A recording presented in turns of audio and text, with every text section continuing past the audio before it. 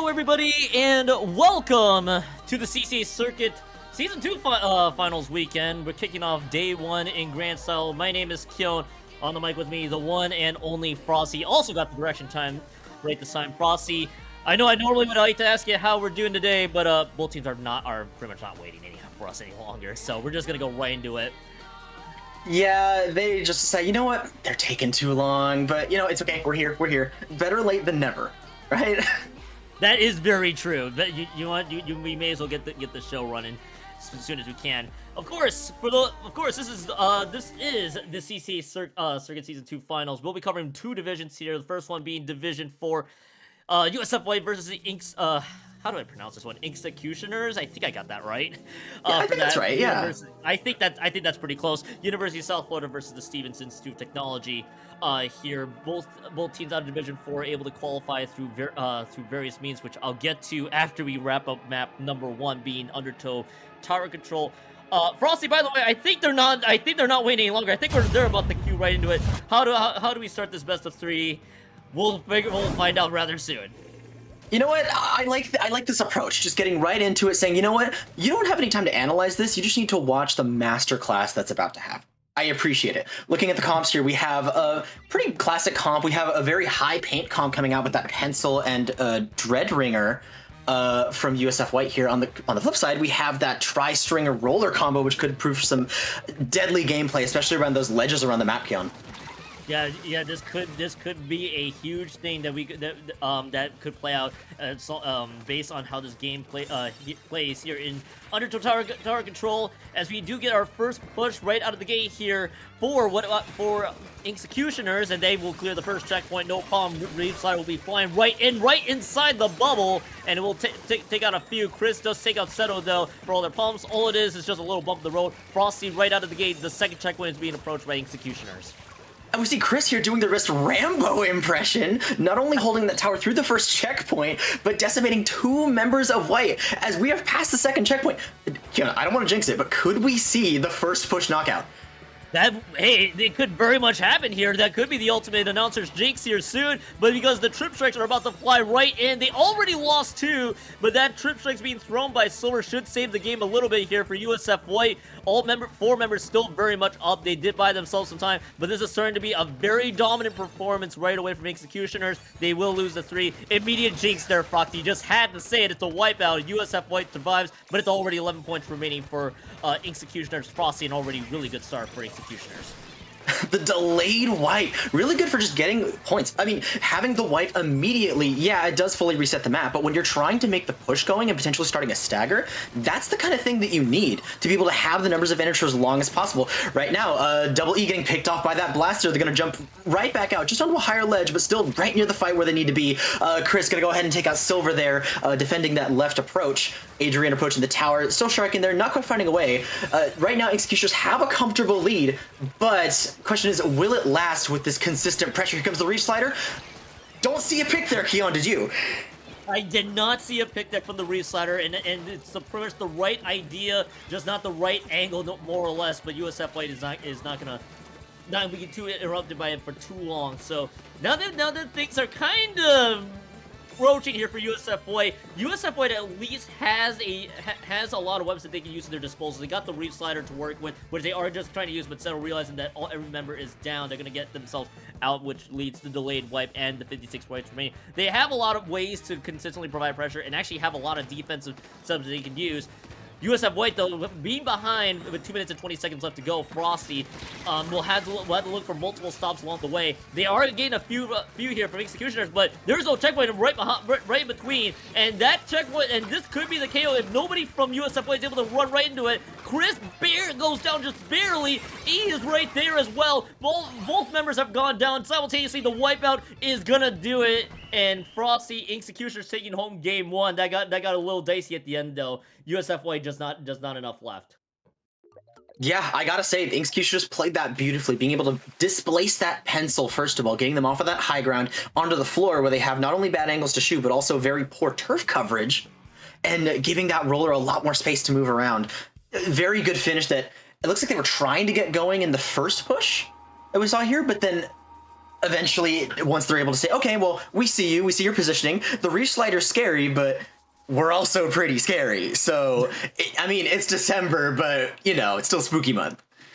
It's still very much spooky. It's spooky months, but at least maybe you know maybe they're a few months late to the party there. And I gotta give some credit to USF White though on the return push there with the 56 points remain. I think the problem is that you just also have to play as perfectly as you can.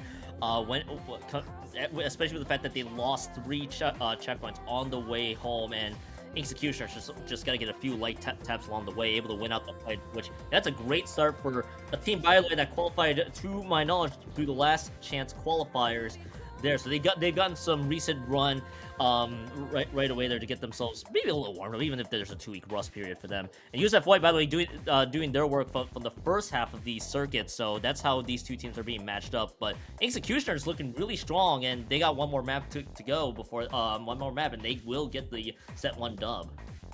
See, that's what I love about this format, especially in the early rounds of Swiss, when you have the chance to go 3-0 and secure your spot in day 2 of the finals.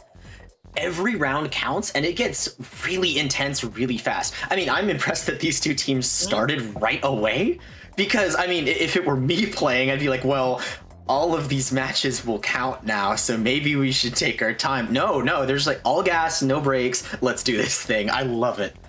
Every match starts to become high stakes here, and just to give you guys a little bit of a rundown for this modified Swiss format, for those who are still used to Swiss or group stages in general. It is literally, if you get 3 wins, you're gonna qualify. We don't really care about your loss record. You just need to get to 3 wins in any shape or form.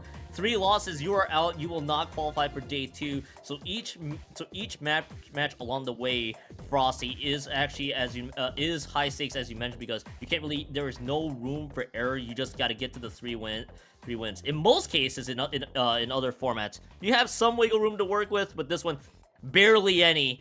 So I love the intensity that we can get out of this modified Swiss format, and I'm sure both teams are gonna have to understand this coming into game 2, where we're gonna be seeing Museum Rainmaker here.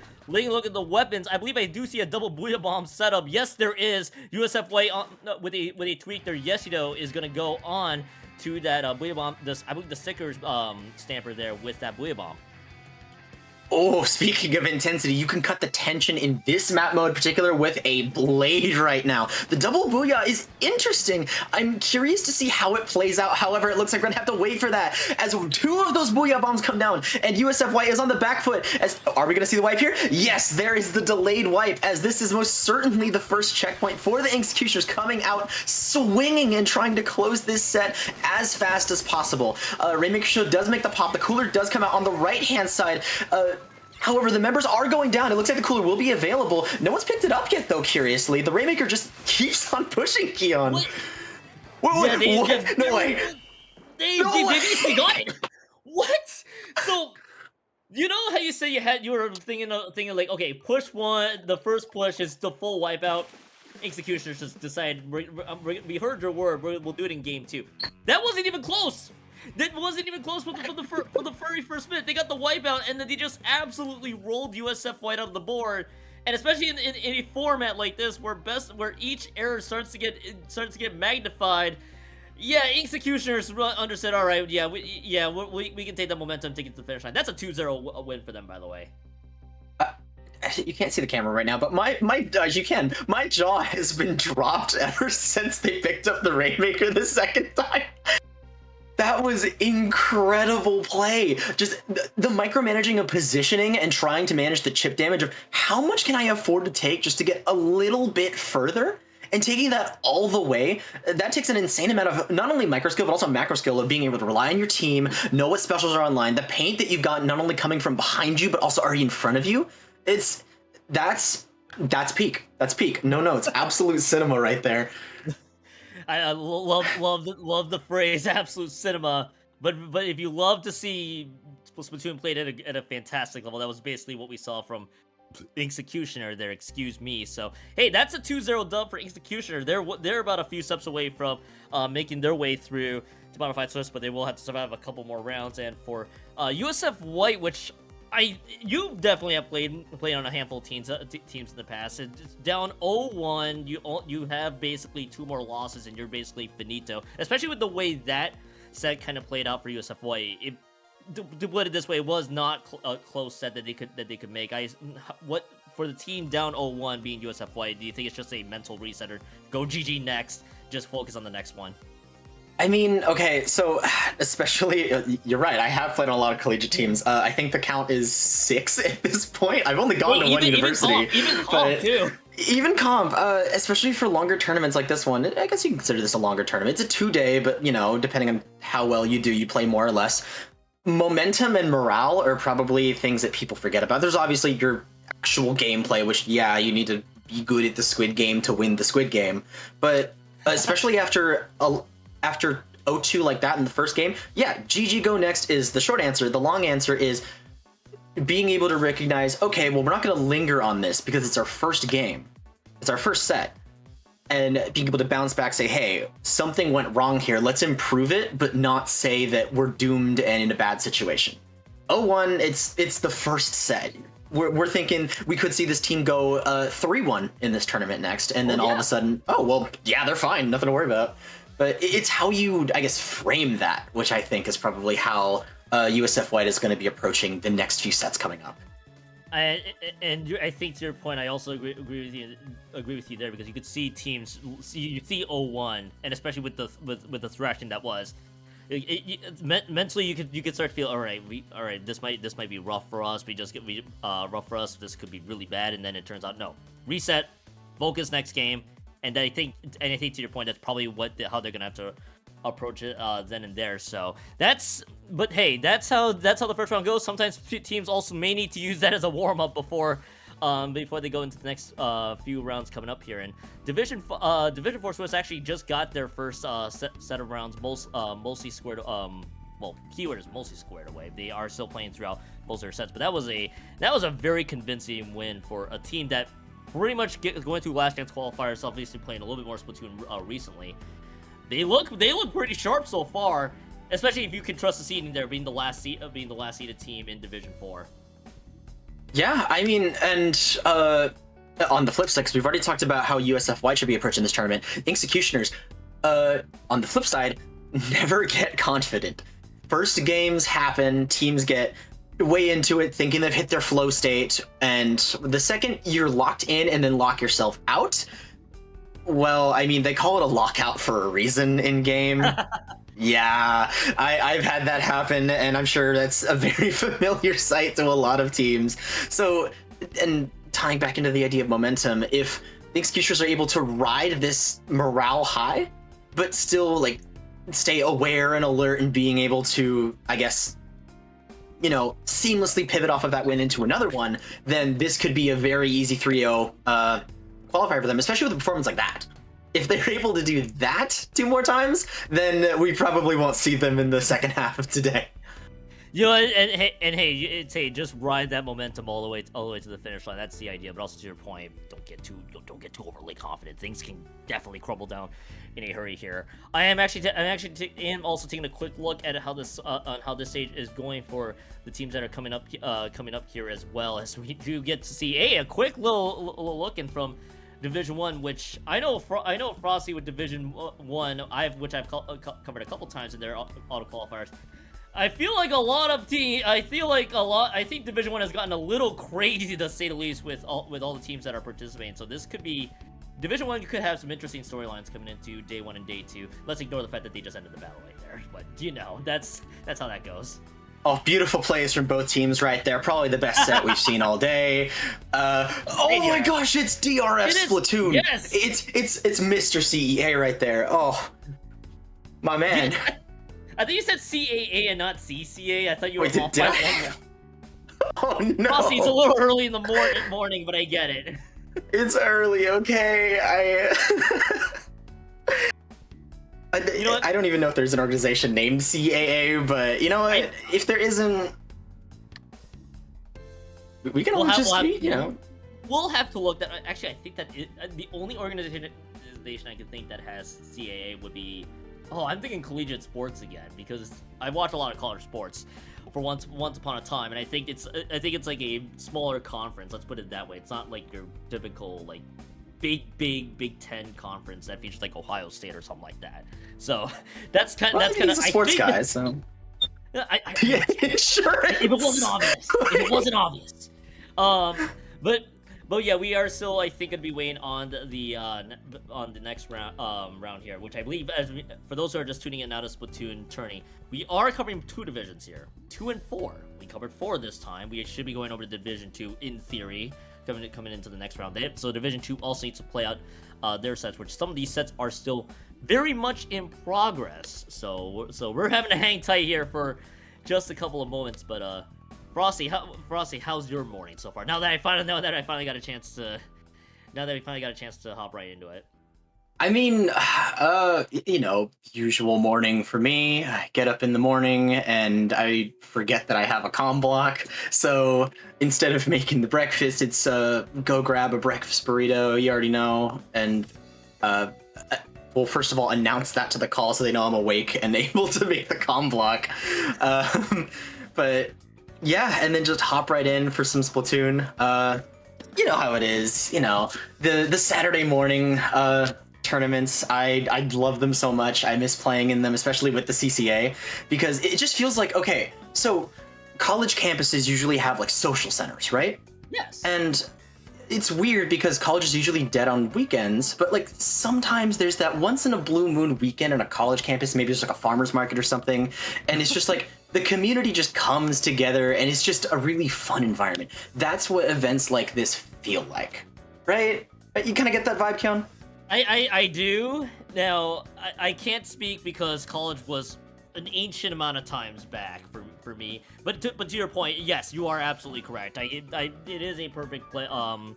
It is a perfect place 5. I've even Farmers Market too, but also I think a lot of the social centers that as you noted, I know with my alma mater back at home, they had a place that had people just gather on and just play together. I know, at least in my era though, that was they had a GameCube there, so take that as you will. Oh, okay. Yeah, no, that again, ancient eons ago for us. So that's where everybody gets together. But to see Collegiate Splatoon, especially on a Saturday morning, everybody gets to play together. Whether they play actually in person together or separately, the totally different discussion. But you get that camaraderie that you just normally don't get in other places. And because I went on a random tangent about social circles in universities and colleges, I'm going to flip the question to you, Keon. How's your morning? You know what? My morning... So I woke up probably about 4 hours ago, basically. I have been very coffeeed up. So I am okay. I was wondering, yes, I am a full-on caffeine addict. For better or for worse... I was wondering, is that an energy drink in the can, or is that something else? It's just coffee. What, more coffee or the first coffee? It's just sparkling water. Oh. I got a long day. I got a long day ahead here. So I'm like, you know what? We gotta stay hydrated. That's the first part. No, I got breakfast. So unlike you, I actually did get breakfast, but also I woke up really early. So that's the only reason why I got away with it. I did drive out to an event about a couple hours before this happened. So I'm like, all right, we gotta go over there, and then I gotta scurry back home to cover Collegiate. So, it's already been an entertaining morning to say the least. I still got plenty of energy, for better or for worse, coming into today. So let's just see how long this keeps up. But yeah, my morning's been pretty solid. Love to hear it, man. Love to hear it. Now I'm thinking back to that whole social circle thing again. It keeps coming back because every time I get invited back to commentate for the CCA, it's always, I'm just like, dang, people still playing this. Even as an alumni myself, having played for a team, whoever this team is, I don't know who that team is. I've never met those people before in my life. I don't recognize any of these names. Like Nerdy Adam, Huame on that team. Who are those people? I've never met them. But yeah. Hmm? I mean, you want to know what's really funny, by the way, because obviously I'm an alumni, but to give you an idea for me, and I think out of the people of the circles that would know this, it's DRF, Falco, and Saf. Those 3 names, and I think Vapor as well, and probably a few other CCA folks. I think Mizuno's the other one too. when I graduated, for context, Splatoon 2 wasn't even out. So there was no way for me to even get to play any sort of Splatoon together. At that point, it's just Splatoon 1, and you just have to hope that somebody brought their Wii U inside and probably bring like four of those things. Which good luck if you're a college student for getting 4 Wii U's. Basically, that's kind of that gives you a taste of the era I had to iron with. Everybody just had a GameCube, and they all just huddled together. So then I'm like, yeah, no, I get you, but I'm like, man, part of me is a little jealous because I actually probably would have had a lot more longevity playing Splatoon. Yeah, the Wii U is definitely a console that's classic. You never forget it, but sometimes you wish you should have, because with the improvements we've gotten with Splatoon 2 on the Switch, especially, and being able to have, I guess, a lot more accessibility for colleges is a big thing. Because you're right, having 4 Wii U's, if not more, if you want multiple people or multiple teams at your college, not gonna work. But being able to just pick up your Switch, and I actually know a few handheld players in the CCA, so even more accessibility. You technically don't even need the chair. Now, if you stand up playing in handheld, I suggest that therapy is not that expensive. But no, really, I don't know how people do it. Just how? I get so motion sick, I'd fall over. I have seen that. I'm like, nah. That's all I'm gonna sound that to. Now I'm trying to imagine if somebody actually did have 4. No, actually, here's the worst part. You'd have to have 8 Wii U's to have an actual Splatoon setup. This was This was back in my era. Here now at this point, there was no way. There was no Collegiate Splatoon ever to speak of. So that will give you that will give you an idea. If my alma mater's listening, if anybody from my college is listening, please actually start a team so I have more motivation to stop by once in a while. The player coach pipeline is real, so I'll just be the team manager, more or less. But yeah, basically, it is basically virtually a lot more impossible to bring 8 Wii U's all into one place, and unless somebody decided to stuff it in their college backpack, which good luck with that. Yeah, no, it's a lot more lighter to just bring your Switch, and I think that should tell you the evolution of everything from Splatoon 1 to Splatoon 2. But again, that just illustrates the era I was off of, which, yeah, it's been a while. I'm getting the wisdom from a time long lost. I feel like I've just opened the crypt of knowledge right here of the days before. Admittedly, the Wii U was inconvenient, but at least it was Splatoon. It existed. The game was a thing. I was still playing Splatoon 1 more regularly. I still miss Global Ink Strikes to this day, but I never played in a tournament with Splatoon 1. Actually, most of my experience was 2 Splatoon 2 tournaments. That should tell you everything. Yeah. Well, then again, Splatoon 1 is still a fresh game. It's kind of hard to find that, I guess, competitive scene, especially because, when a game first starts out, it's like everyone wants to play and no one knows what's good, what's not.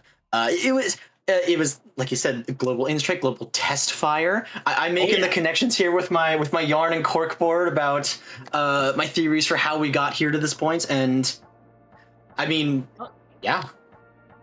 How did we all get here? People probably came to the Splatoon 2 pipeline. I'm like, you just dug me up from a relic of the past. All they had was GameCubes. Actually, I remember 2 GameCubes now, but ignore that for a second. And then they're just like, wait, he's resurfaced, but he only knows his Splatoon 1. Actually, I'm trying to remember all the specials now in Splatoon 1. There was a crack in the global ink strike and that something that was not a Trizuka but was akin to a Zuka. I call it the Inkzuka now. I think that's what Inkzuka, yeah. The one with like the 7 tornadoes, yeah. It was the 7 tornadoes. See, I saw the Trizuka in Splatoon 3, and I'm just like, isn't this just the Inkzuka from 1? And well, obviously it wasn't, but that's it just took half the shots out. No, forget the 7 tornadoes. No, we're gonna give you three shot specials, and you just run with it, I guess. And it'll still break the meta for like the first half of the game's lifespan. I'm gonna have to do my research on the Splatoon 1 meta of Ancient Past and see what was popular. I knew all I remember is holding my Wii U tablet and then just tapping for the global ink strikes, and I thought that was fun. So, but take that as you will. By the way, we actually, so I think we bought enough time. Again, that should give you an idea of how much we could cover for days on end. We are gonna hop over to the other division here, and it is gonna be a fun little matchup here. Being the 2.8, that would be SHSU Orange versus the Husky Splatsville Knights Violet. Sam Houston State, oh my goodness, that is Collegiate, I have to remember, and University of Washington, 2 representatives here. If I take a quick gander here, well, I'm also buying you a little bit of time at the same time. I believe both teams, yes, 1-0, so both teams looking for the next step of a 2-0 record coming in. Yeah, so like we said with the Inxecutioners, both teams are riding this high of, hey, we won our match, and whether that was decisive or not, we won. We've got to keep riding this. I'm curious to see how this plays out. So I have seen the Husky Splatsville Knights. They've been a long-standing, consistent team in the CCA. They've been present. They've showed up. They've put in the work. I haven't seen much of Sam Houston State, but I've heard good things. So at least from my perspective, I see this as kind of the, well, here's the old guard, here's the new. Let's see who's got the sauce today, you know? You know, that's always gonna be the fun and entertaining thing here, as is who also shows up the most now here, and there too. Probably some familiarity with Husky Splatsville Knights. I think they actually have a Division 1 team, if I'm not mistaken, unless I'm confusing it with this current iteration of the Husky Splatsville Knights. So I'm sure a collegiate guy will actually correct me here in about a few moments. But as you mentioned, Sam Houston State. I actually don't remember the last time I've seen Sam Houston State at least in the upper divisions. Most of my familiar being 1 to 3 here. So it's gonna be fun to see this team participate. By the way, they are according to what we know, the top seeded group out of Division 2 here. There might have been some there may have some teams that got promoted up to another div. So that's how they end up getting that number 1 side. And hey, both teams aren't up 1-0 is a great start, and I'm with you. I think the intrigue of this matchup is gonna be really good. Yeah, and especially okay, I was thrown off by Sentu because like the first 2 maps are Turf War, and I know that was mentioned before the stream. Yep. And I was like, we're gonna be starting off on Turf War. Okay, no, we're not doing Turf War. I told them they should put Turf War in. Cowards. I think it would be funny. Just see what happens, you know? So you're not the only person that got fooled. I did see him like, oh, right, it's because of, again, modified Swiss format here. First 2 rounds being the best of 3, so they had to go through. I imagine that's how that all works. No, we're not going to something that was in progress. Cut that out there for a hot second. We're gonna give you guys a quick gander at the modified Swiss bracket instead. That's gonna be more fun. So, Frosty, as you and I have already covered, both teams 1-0.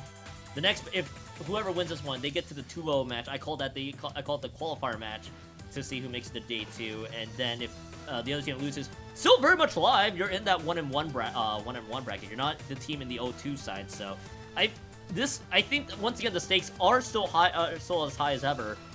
But for the team winning this, you got to be feeling good. Coming into that 2-0 qualifier match if you were to win it. So I like to look at that modified Swiss bracket kind of like it's like all the teams are racing. At the end there is that ominous pit, that 2-2 box. I feel like yeah, if it's 0-3, 1-3, yeah, you know, it happens. Tough tournament. Yep. But that 2-2 is a scary place no team wants to be. And especially this early in the bracket with the 1-0s, it's kind of like a calm, like an eerie calm before the storm, because this is a battle to see who is put right on track to have to battle in that pit to try to claw their way into these finals. And especially starting out here on Splat Zone's Mahi Mahi Resort, you know, a nice tropical, cool, calming resort that Explos will absolutely ruin for you, but that's a different story. You know, hey, I'll just knock on Vapor's door and just give you the extra jump scare here in a few moments. But uh, shout out to you, Vapor. I know you're playing Division 1, right? I believe right now. So, but to your point, I think you're exactly right. And again, when we get that 2-2 mosh pit, basically both teams are going to be really evenly close for that last spot. I think that's where things start to get interesting. But I mean, Frosty, we got the 2-1-0, and I'm sure the team entering the 2-0 side would want to make sure they take home that third set, which goes into best of 5 mode, so they don't have to worry about any problem. They don't have to worry about the round 4 and 5 where things can get a lot more tougher at that stage. Oh yeah, both the University of Washington and Sam Houston State have a statement to make in this match, trying to punch their ticket into the 2-0 block of this modified Swiss. And looking down at the drop-ins and at the comps that we're going to be seeing today, for SHSU, we've got the Splatter Scope coming out. Very interesting choice, but the Tent Umbrella to answer it. Okay, so this is going to be a game of potentially point-and-click adventure, or just pushing and never stopping, right?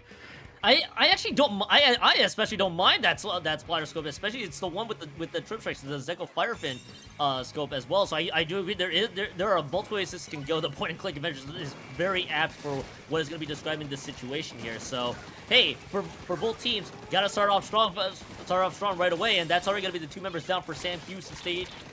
Here, as they are able to get the zone painted, but this may not last that long here, as everybody from Husky Splatsville Knights now trying to provide all sorts of pressure here. We might be seeing a back and forth battle here in terms of the zones here. Minor penalty points applied to Sam Houston State.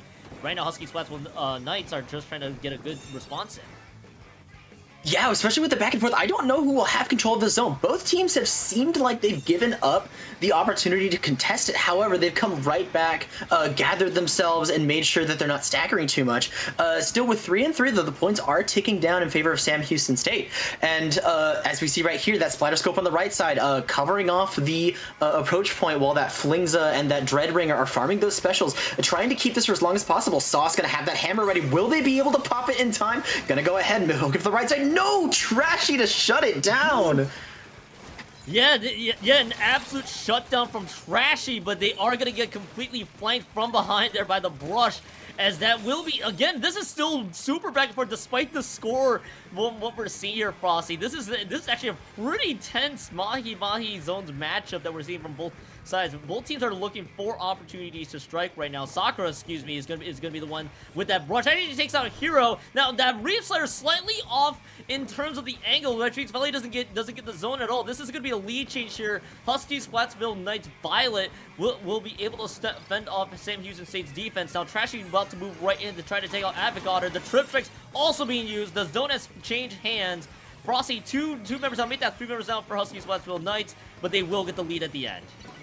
The positioning in this match right now is chaotic. I feel like all of these players know exactly where they need to be, but also have no idea where that is at the exact same time, just because of how much is going on. With the frontliners trading left and right, and doubles coming out, and the zone flipping constantly, the points going back and forth. This is a very close set. Here comes that hammer again. No, gonna get shut down again. As Sam Houston State is going to maybe take back the zone. The strikes are coming out. Yes, that is the cap. The penalty is going back to the Husky Splatsville Knights and trying to extend with the Tenta missiles here. Yeah, trying to use the center missiles, trying to spot out the remaining members of these Husky Splatsville Knights, but that is still nobody really getting firm control of the zone. This continues to just be this back and forth. I'm waiting for when everything starts to break open here. You do have a Zuka, you do have that Ultra Stamp available from University of Washington here. They are going to use that Zuka, trying to see if they can find one. That's a nice little pick there. Kurio's taking out Sauce there, and that will be another lead change. They have spot on Sakura in no man's land, and that will be another lead change. A second snipe onto DKD, and that is going to be Sam Houston State. That they may have been able to break the door open here. They got a reach slider. The trip strikes readily available. Avocator is going to be the one trying to move right in. They're going to have to use that Ultra Stamp. Sauce is caught in a very odd location. Is going to get no value out of the stamp, and 2 members have gone down. This will likely be the game unless we get to see a big contest here from the Husky Splatsville Knights. The answer is no. Frosty, Sam Houston State, in what has been a crazy back and forth, finally finds everything on that one, and they're going to be up 1-0 and one more to take them to 2-0. I feel like there was way too much going on in that first segment. We'd probably be talking about that opening that opening half of the match for the rest of the tournament if we could, because the amount of counterplay of, okay, well, I'm gonna take your teammate down here. Yeah, well, you lost this side. Okay, we're still even. The zone's still neutral. Both of us are around the same point value. As we see here, Sauce with the skirmishing. While they're doing that, the team on the other side is painting up, getting those specials ready, and the point's still ticking down. There is a certain beauty to the chaos. And like I said, of knowing exactly where you're going, but also no idea at all. Being able to play through that chaos is what gave Sam Houston State the advantage here of, well, our charger has set up and causing so much chaos so we can get stuff done. It's all about time management, and it just seems like the Splatsville Knights just needed to just hang on a little bit longer just to stay in this match, but unfortunately, no, the zone was going to flip over, and that would be game one for them. Shout out to Coolios, by the way, with the two snipes at the end, taking out Sauce, and you take out DKD on top of it. Which, hey, in that situation, you saw Sagar also going down, and this is when you're out of the penalty points and able to try to run that one through. You also need to get the value from Husky's Westwood Knights with their specials, which that Ultra Stamp, I feel like I've lost count with you and I mentioning how many times that got canceled on multiple occasions. It looked like Sam Houston got a great read on that Ultra Stamp. And once that went down, it felt like most of the offensive firepower also went down in the final seconds here. So yeah, we got to see the Coolios again, the replay where they took out Sauce, and then DKD did get caught in the crossfire there. So, I mean, Frosty, I would like to see this goes more back and forth. I know we're going to be entering a very fundamentally different mode with Inkblot Tower Control coming up, but it has looked really entertaining between the two teams. So, Keon, I agree with your point. However, I feel like we're going to be seeing a lot of the same principles apply from the first match, especially in Tower Control Inkblot, where specials are very impactful. They're how you get in, they're how you get out, they're how you extend your push, they're how you keep your team alive.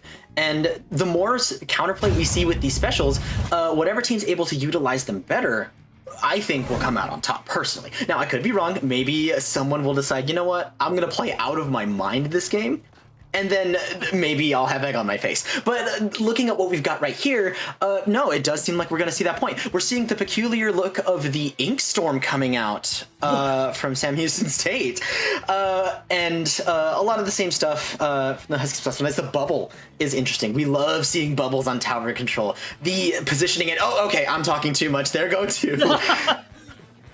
Yeah, you gotta love when one team is like, all right, we gotta digest everything, and then they're just like, no, we have a push we gotta make here. And no, you're yapping too much. Let's go. Yeah, we gotta cut you off. And what's crazy right now, by the way, is I got startled by the weapon swap from Sam Houston State, but I'm gonna cover that here when we get downtime, because they're gonna get the first push right away. The first checkpoint's clear, and now they are gonna use the missiles on two members there. They are gonna still have a bubble readily available, so they could still theoretically get a chance to contend. But that second checkpoint is not gonna get broken through at Sam Houston State. They get their defenses clamped down. All they lose is that first checkpoint, which is not too bad here with the amount of time left. What I was gonna say, I did not expect the splash with the Ink Storm to show up. I think this is the first time I've ever seen it across any Splatoon in recent times, so that's gonna be fun to see. But Coolios is back there bag of tricks. That's the one constant that Sam Houston has, and that is Coolios doing really well on the Zeco Firepin scope. Answering back with that first checkpoint now, and it looks like they should have a somewhat.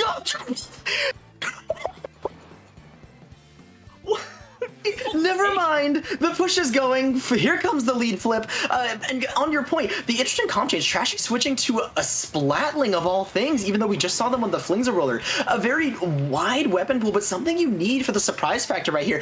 Coming up to the third and final checkpoint here. And Sam Houston State has a comfortable lead going into this, clearing this checkpoint. Here comes the splashdown. The Tri-Star is going to try to push people off the tower. However, not going to get the picks that we're looking for. At least not all of them, but no. Is that Otter? Avocado? Their Splatano was able to clean them up with the help of that brush. You're exactly right. It was Avocado that showed up when they needed to get the final push. Someone has to stop Coolios. Let's be honest here. Someone has to stop Coolios. Coolios has gotten a handful of snipes that to break the game wide open. Now, the good thing for Husky Splatsville Knights is that they have fire back with their own push at some point down the road. But now we gotta look at this comp as a whole. They got a bubble to work with. They got Avocado who's able to do work on that decap. They gotta be the one to be at the front lines. You got that soft Trip Strikes is going to be available to help lead the offense when you need it, and the missiles from that Frozen Pro as well. Of course, you gotta need that brush there for scrimmaging, always a big thing. So, how do you return this with a powerful push? Husky Splatsville Knights Vile might have an answer, but they are going to be pushed back by just a bit. And curious thing about Sauce right now, they are holding on to their Trip Strikes here, Frosty. I'm waiting for the right time to use it. Holding on for the trick size, one wonders, was that too long? Especially giving Sam Houston the chance to kind of farm up their own specials. Yeah, some of them have been going down. However, here come the Trip Strikes in return to shut down that bubble. Being able to secure the bats, and how far can you get in Inkbot is the question. Because there is such a thing as too far if you're a coward. Always go way further than the bats. As we're seeing right here, it looks like Sauce is trying to get their way in just to get exactly that position and try to put more pressure on Coolios to stop them from being able to pick the tower. Right now coming up to that third checkpoint again. However, they've still got a ways to go. Sakura with the brush. Gonna go ahead and dodge that right there. Putting pressure on that charger. Here comes the third checkpoint attempt. Oh, members are going down and the checkpoint is clear. Will they go for it? That's the wipeout! So, that Trip Strike at the end, Frosty, did not get used because they didn't really need it, I guess, at the end. Wait, was it not used? It was not used. I think it wasn't used at all. We're gonna probably get the replay here in just a few moments. So that was a great push by Sam Houston State. An even better counter push from the Husky Splatsville Knights. And they had so much potential to make that push count too, from what we saw from that first one. They just needed time to rebound back. I know Coolios has done these picks here were excellent, but I also will note here, Husky Splatsville Knights Violet coming into this replay might expire here, but coming into this area right here, you got two of them were swimming across the area where they were having to fight one of the members that was, I think, Felly, yes, on that spot for the Ink Storms. That was the thing that got them the spot that they need to get the few picks in. I gotta commend them. I gotta give Sam Houston State some right here for trying to get the finishing blow, look for the 2-0, but they bit off a little bit more than they could chew, and that's when Husky Splatsville Knights had the chance to strike. Yeah, I think Sauce went down without using the Trip Strikes. Well, forget the Trip Strikes anyway. They just didn't need it. I get the idea also for holding on to it too, Frosty, because I think they were trying to reserve it for that last push that you need to get the KO. I mean, at the end of the day, they didn't even need it. So we go into an important Game 3 in Humpback Rainmaker, and you are right, this might still be fundamentally the same, but it is still very close. So remember how I said before Game 2 that maybe they'll prove me wrong and I'll have egg on my face? Just consider 2 eggs on my face for that match, because everything I said about specials, if they don't need them and they're just like, you know what, I'm gonna play out of my mind this game, why not? Just because, for the fans, you know? And I genuinely don't know what to expect for this game, because this is Rainmaker Humpback. This is a fundamentally different map mode. A lot more of the map geometry is going to come into play here. Things like the Dreadringer pick or the flings that we might see again, and that charger might have a bit more of a difficult time being able to get those oppressive angles that they've been really hammering home and getting the advantage with. So I'm curious to see how SHSU Orange is going to adjust to this. As for the Knights, well, they've proven that anything I say about them they don't need, and they're just gonna do it anyways, so maybe I can't speak on them at all, Keon. We'll speak on them when they're about to get the weapons here in just a few quick moments. But yeah, the weapon changes. Okay, yep. So we do get to see crazy weapon changes across the board there, and it looks like Husky Splatsville Knights. This is the case where Husky Splatsville Knights are gonna recognize this comp got us the dub. Let's just run with it. Sam Houston State just threw the entire playbook and throws out a wall string. I believe that is good. The Kamazatsu Brush. I may need the exact name on that. But then they also bring out the Blaster, the Luna Blaster, I believe is the exact term. That was the Ultra one with the Ultra Stamp, if I'm not mistaken, as well. So this is going to be a crazy series of weapon changes that Sam Houston State is just dishing out here. Frosty, what do you make out of what Sam Houston State's digging out of their bag of tricks? My brain hurts. I don't know what's going on. Air.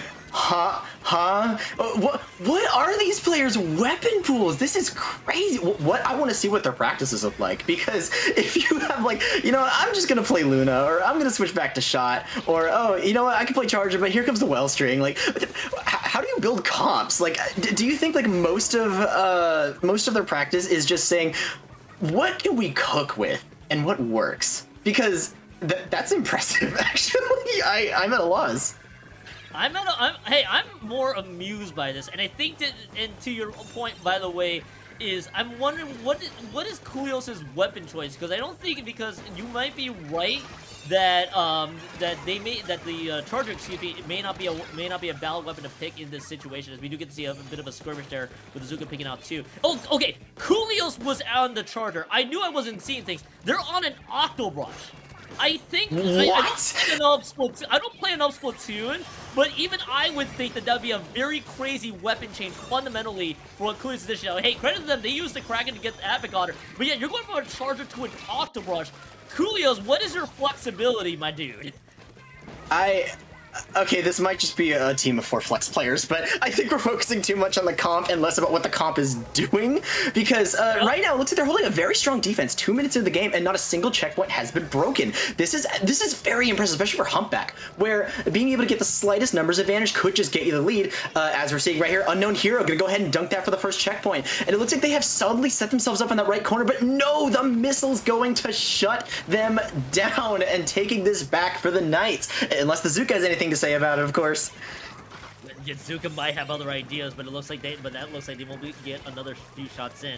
I think you're right. I think because we got so flabbergasted with Sam Houston State, we didn't get enough time to digest what it is doing. Because this comp is delivering a lot of pressure, because they've gone away from a traditional comp here in Splatoon to something more aggressive, and that is what they're showing right now as they swim this one to 16 points remaining, and it is still 2 members that they can keep the pressure up right now, as Felly's gonna be the one on well-streamed duty here, just trying to poke a few members from Husky Splatsville Knights out of there, but that door just broke open from the wipeout. That is Epic Otter having to get that Rainmaker out of there and focusing on the right-hand side. Everybody from Sam Houston State recognizes this, and they will shut that path out. But I mean, Frosty, the first 16 points remaining. Sam Houston State goes from 0 to basically 90 effectively with that push, but there's a nice little return from Husky Splatsville Knights, and now things are getting a little bit more interesting.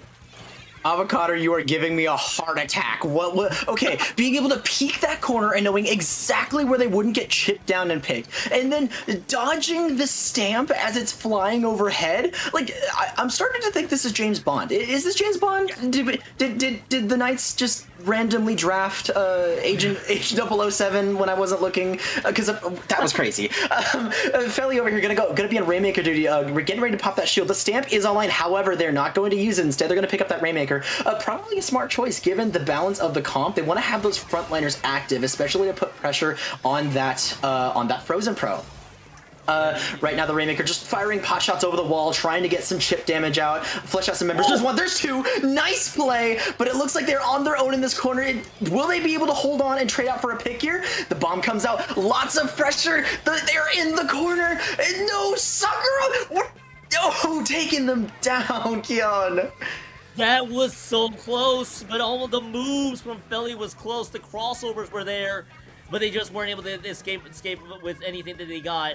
And now for the Husky Splatsville Knights, this is now basically the do or die situation right here and there. So they gotta prevent Sam Houston State from picking up this Rainmaker at all costs. They also have to focus on getting their members up, but the Zukas are giving them problems, and the constant being Unknown Hero on that shot is that it's able to provide any sort of Zuka coverage as much as they can, and that's just what's slowing down Husky Splatsville Knights right now. Avic Otter is going to be the one on Rainmaker duty, so they don't have a decap. It's up to Soccer, it's up to Sausage to try to deliver, but that was a pick. Coolio's might have found the game-winning push, but there are 2 members down. They have to pick up the Rainmaker right now, and they did, but at the cost of everybody from Sam Houston State just going right into them. Every member that goes down at the end, Sam Houston State, with the one push from earlier, goes up 2-0, and Husky Splatsville Knights Violet goes down to 1-1. I think I owe them like a fruit basket or a thank you or something, because the first part of that match, none of the checkpoints were broken. It's like they gave us time to process what was happening. And then when stuff hit the fan, it was time to go. And they said, okay, different weapons? No problem, let's do this thing. On the flip side, the Knights definitely put up a valiant effort to fight back, especially against such an oppressive, pushing force of that surprise aspect that they were taken aback from, and not letting that knockout happen and fighting tooth and nail for that. However, Coolio's here. I just need to see the Shindo page, because did they have those weapons listed? Are those on there? Are those on record, or is that just I feel like it because it's a great day today and I feel like doing something quirky, you know? I'm at a loss. I don't know. I can answer that question for you. Yes, both weapons they have that played here was in their bio. Believe it or not, they also for some reason also have the third kit charger as well. So they're not okay. Fair enough on that one. But yeah, no. Apparently, we may have found the pocket backline into the Comet's Octobrush player here, and you know what? Credit to Kulios, by the way, the game-winning pick to shut down Advent Otter. At this point, you know Husky's Westwood Knights, they have to just rush into it. Sauce almost tried to provide the opening, but too many members from Sam Houston, they just broke through what Sauce was dished out to them at the end, and oh my goodness, Sam Houston say, going back to the Megatrix, if one of them went wrong, we could be talking about a totally different set. But hey, they are able to pull out that dub. That was a really strong performance from them. And Husky's Westwood Knights, no need to sweat. It's just the first loss. You have one on both columns. You can still keep the momentum going. Only in the CCA. Only in the CCA. I love this. I love this community so much because you see the wildest stuff, and no one believes you until you show them that it happened. It's insane. I feel like everybody will just be questions like, what on earth are they cooking with anything? Because you could think traditional here, but traditional is not anything that people will understand. We gotta go back to everything, to all the pocket picks. We gotta think of all the flexibility is there. By the way, that third map there, I know that we took a lot of time just trying to figure out, okay, they just threw everything out the door. The fact that they fundamentally swapped Kulios to now someone more of a skirmisher there with that Octobrush. And you also have Felly on that wall streak. It wouldn't surprise me that was a comp specific for that map mode in general anyway, because to your point, that Charter not really the best weapon in that map anyway. So I think that was probably coming up soon, but I don't think any of us were expecting the players that were given with the weapon choice that they have. So a lot of credit to Sam Houston saying, I gotta give them props for just the crazy amount of flexibility they showed off. I'll be honest. Yeah, I mean, I get it, you know, if, like, let's say, oh, I like chargers, but I don't like bows, so I'm just gonna play brush because I like that. That's crazy, and having that backup, this was definitely a premeditated pick specifically for this mode. Yeah. On the flip side, the Knights, keeping that consistent, I guess, comp structure and that reliability of what they were, I guess, hanging on to. Being able to adapt to that surprise factor is probably what gave them a bit more of a difficult time. Looking over here at the Division 5 round 2, I can't see who's that on the left-hand side, but I know that's the Ohio State University. Sorry, I know my OSU friends will tear me to pieces if I don't say "the" in front of it. I know that's a thing. So I got the team for you. It's the PSU Caffeinated Coolers. For that Ooh, team. Penn State. So, wait, this is a Big Ten matchup. I don't like this anymore now. But yeah, sorry, you can tell college sports is in the brain. But yeah, the Ohio State. Oh my goodness, the producer on that one calling out the Ohio State University. By the way, in the text, I just saw that. By the way, I think somebody. I think that producer knows. But yeah, we have something that we actually didn't cover here on this channel. There are 3 streams, by the way, for day 1, and this is the second one that we got that we'll be covering Division 3 and 5, if I'm not mistaken, on Splatoon Tourney 2. So that is what we got, and yeah, almost Zen and Pixel has the coverage for you of that one. I mean, yeah, your friends are gonna why get you though for not saying the though in front of Ohio State at the end. Yeah, they're gonna get me for that. But yeah, Keon, thank you for mentioning it. That yes, please stick with us because it's great here. We have a lot of fun here on this channel. But Splatoon Tourney 2 will be hosting Divisions 3 and 5, and you will find Division 1 right at home on the CCA channel, where we are covering the highest of our divisions in the CCA circuit. So multiple streams today, super exciting, and we're so happy to be able to provide you this exciting content for the finale of our CCA season, which CCA circuit. It's technically correct. Don't worry. It sounded correct, but it's not correct. It's early. I can say that until like the stream ends because it's always early. You know what? I can probably ask DRF the same question here in a bit because I know working with DRF, he'll probably roll out of bed to get online for this. See the sunlight back there, and then see how tired he is. He's probably just roll out there. By the way, Drexel Dragons Splatoon Daybreak, obviously on the main CCA channel, coming up. So yeah, there are multiple streams, but please watch us. We're good people here too. So, but yeah, the extensive coverage that CCA Circuit has been phenomenal to say the least. So I'm always happy to see the different divisions that are in store for everybody. And not only the matches and the streams and all that, but also I like to give a shout out to my fellow commentators that will be on right now as well as later on. For some reason, we just have this really wide network of just amazing commentators. You especially, Keon. When I saw the comm block, I was like, wait a second. I've talked to this guy so many times, and I've wanted to get on mic with him, and because Neptune didn't want to deal with me, I'm here. Neptune's like, no, absolutely not. Like, absolutely no, Frosty's on the block. Just send him somewhere else. Nope.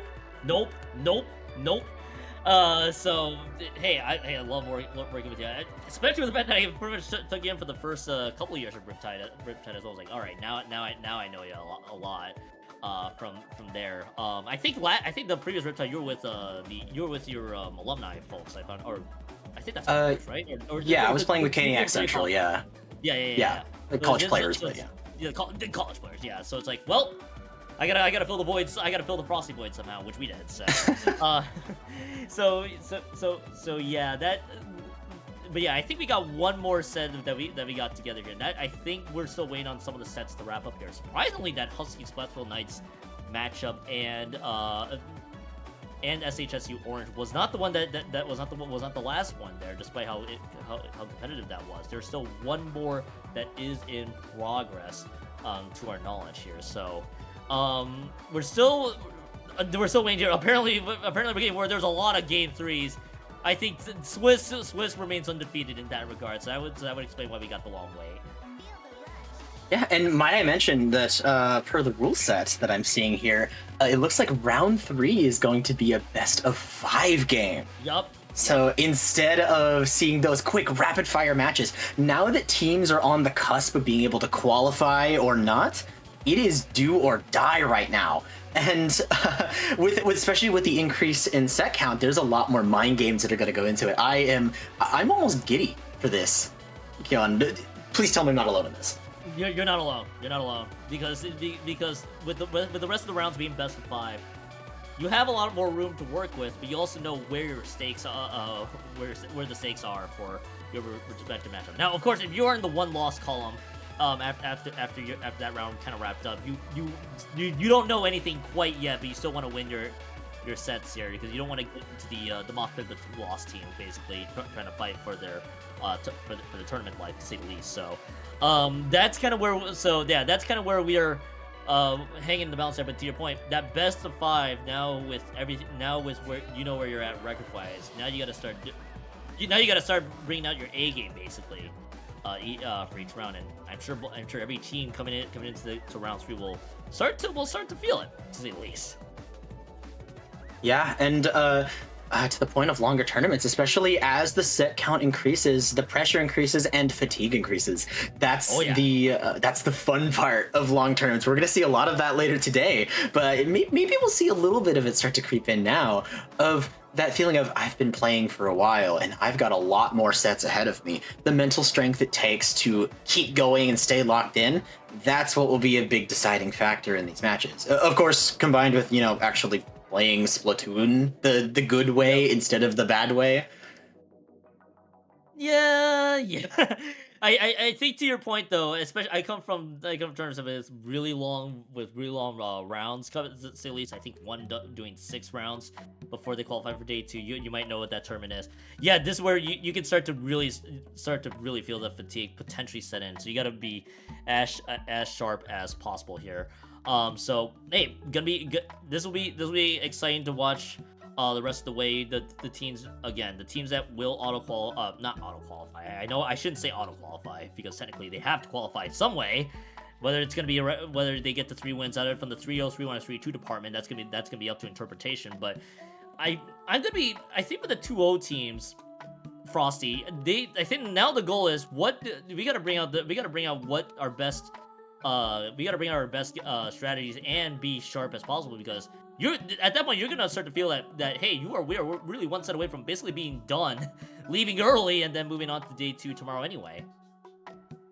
Yeah, and on the flip side, if you see that 3-0 hanging there, it's not only, oh, I want to qualify, it's I just want to go. Like, sometimes it's just to be like that of, I can finish this out, secure my spot, and I'm comfortable. I can watch Splatoon instead of playing it, which gives me a lot more time to reset and that kind of stuff, especially because coming back day 2, that extra hour or so can mean a lot.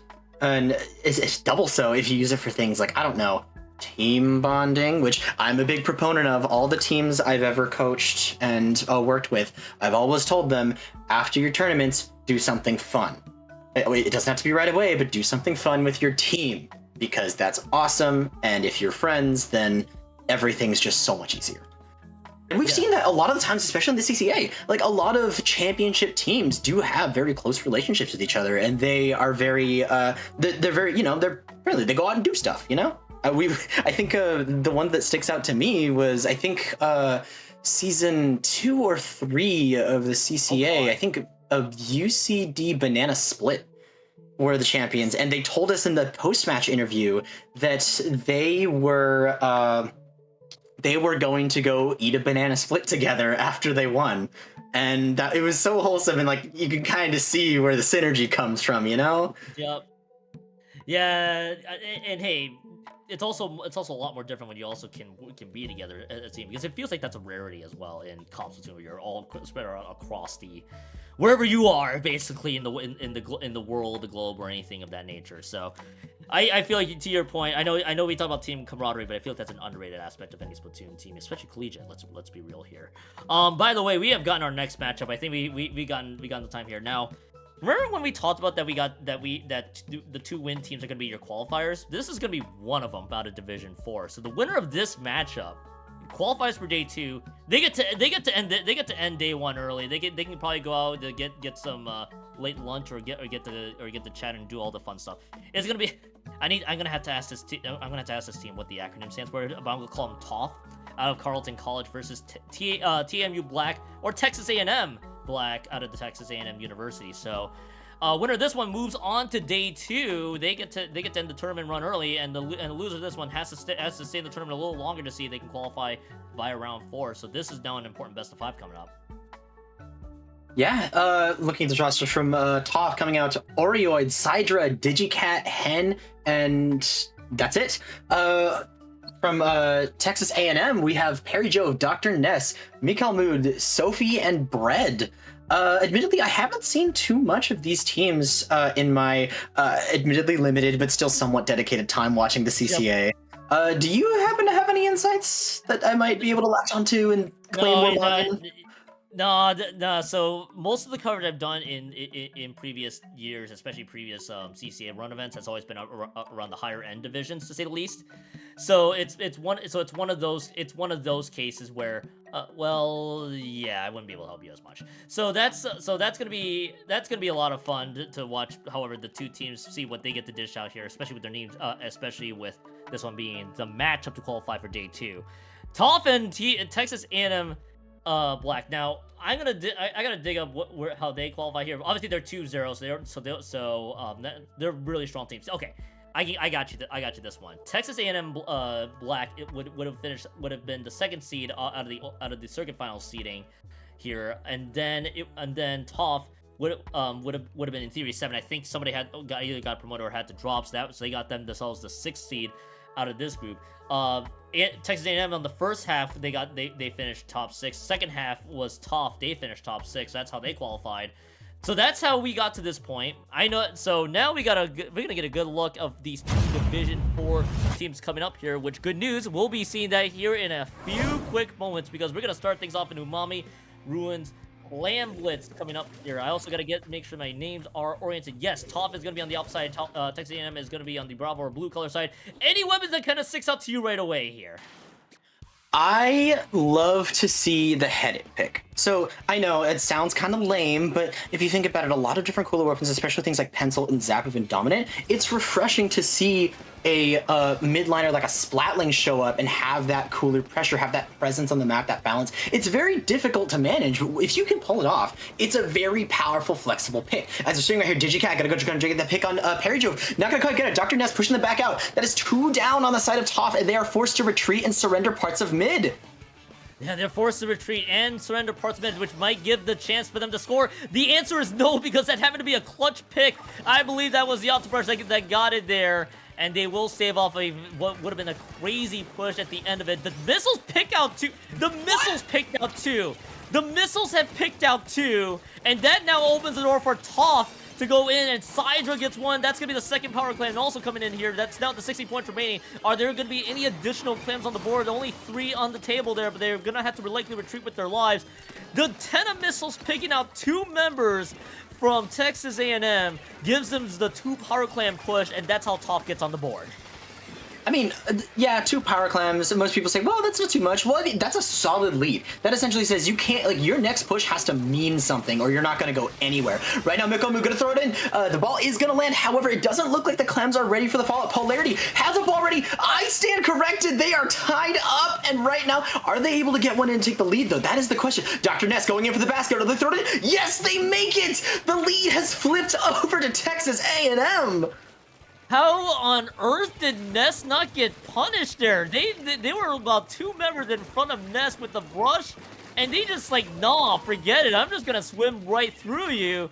Managed to be very slippery and gets it down to the 57 points remaining. Again, not really a safe lead in the slightest, but that still gives them the lead. That'll make them feel good coming into this one in terms of control. But let's see how this push starting to materialize, because now we're gonna get to see another mosh pit of a fight. The Kraken being used very messy across the board, but Texas A&M, they do get a wipe, so this will give them control of mid. They're gonna have to start hunting for clams. I think the clams are being tossed right up ahead. The teamwork is gonna be there. Ness throws in that first power clam, and they will get themselves 1 penalty point away. They just gotta throw a few more in to get out of that, and now you get to see Frosty a slightly bigger cushion. Ness remains unpunished as they find 1, and this opens the door for Polarity to move right in. Frosty, Ness is still very much alive, and Texas A&M is still trying to keep up the pressure as long as they could.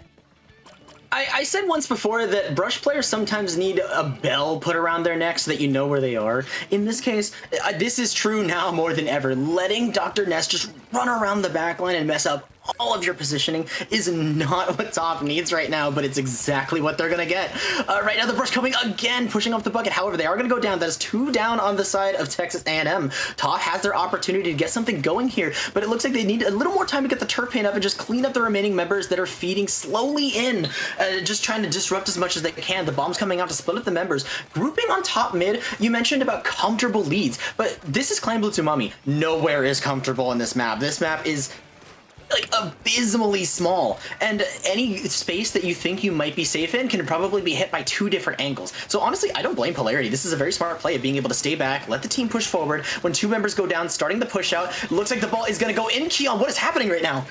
Yeah, a lot of things are happening. They found the wide open entry point there for Texas A&M to swim right in. They actually just barely get out of the penalty points there. I was worried if that push was actually not going to be enough to break penalty and then give T.O.F.F a free clam, but it looks like in this case didn't matter too much. Now here's the problem though. You give T.O.F.F a chance to get a 3rd clam on the board. The problem for T.O.F.F right now is being able to clear through. They get the 2 power clams in. They will lose 3, but at the cost of no one. I think Hen intentionally jumps off the map just to get themselves back into reset point, and we get to see a much closer game now between the 2 teams. 49 seconds left to go. Frosty, it is still neck and neck, and so very close. Yeah, especially with those low amount of penalty points. Like, yeah, if you have like 30 penalty points, then yeah, it takes a little longer. Nice double there from the roller. Oh, an assist on the triple. Oh, unfortunate that the bomb, but the tiny bubble for the gravestone. Here comes the ball in. 18 points, 15. The clock is ticking for T.O.F.F to get things together, but no, Dr. Ness causing even more chaos. The clams are coming in. 12 points remaining. It is just Mikalmood here with the roller. The clams are not enough to end this game just yet. With 14 seconds left to play, Keon, it is do or die for game 1 right now.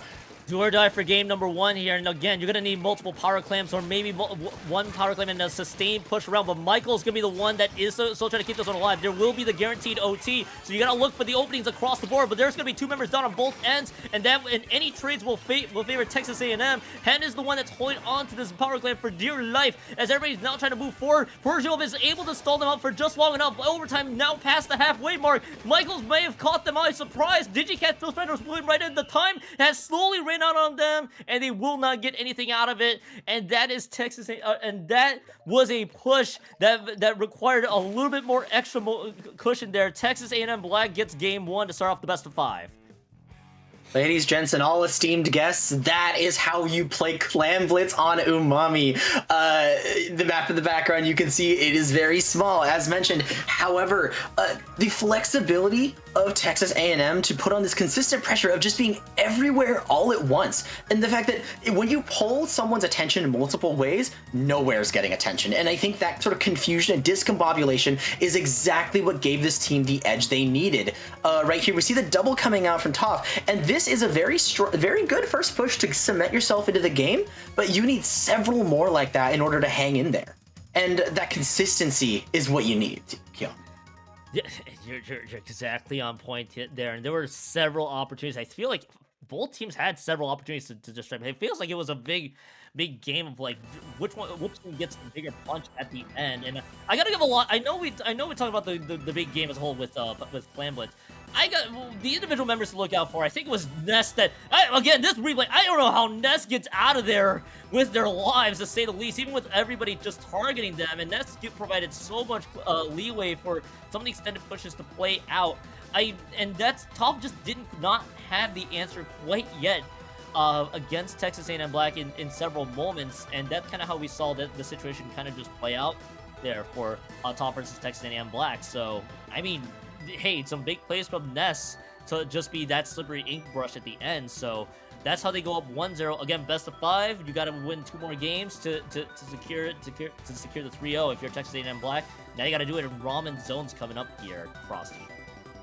And looking into the strategies for this, Texas A&M, what they want to do is to shift up a gear, make this game faster, be more overwhelming, be everywhere, be in their heads, be in their nightmares, be there after the match. They want to be present in this match and a constant threat and instill some real paranoia. Just make this game blow by so fast that T.O.F.F can't do anything. T.O.F.F, on the other hand, if they're able to lock down the critical members of Texas A&M, they're able to set up a very strong defense and just lock them out of doing anything. The second they slip up, they're able to capitalize and counterpunch. Like you mentioned, the team with the bigger punch wins.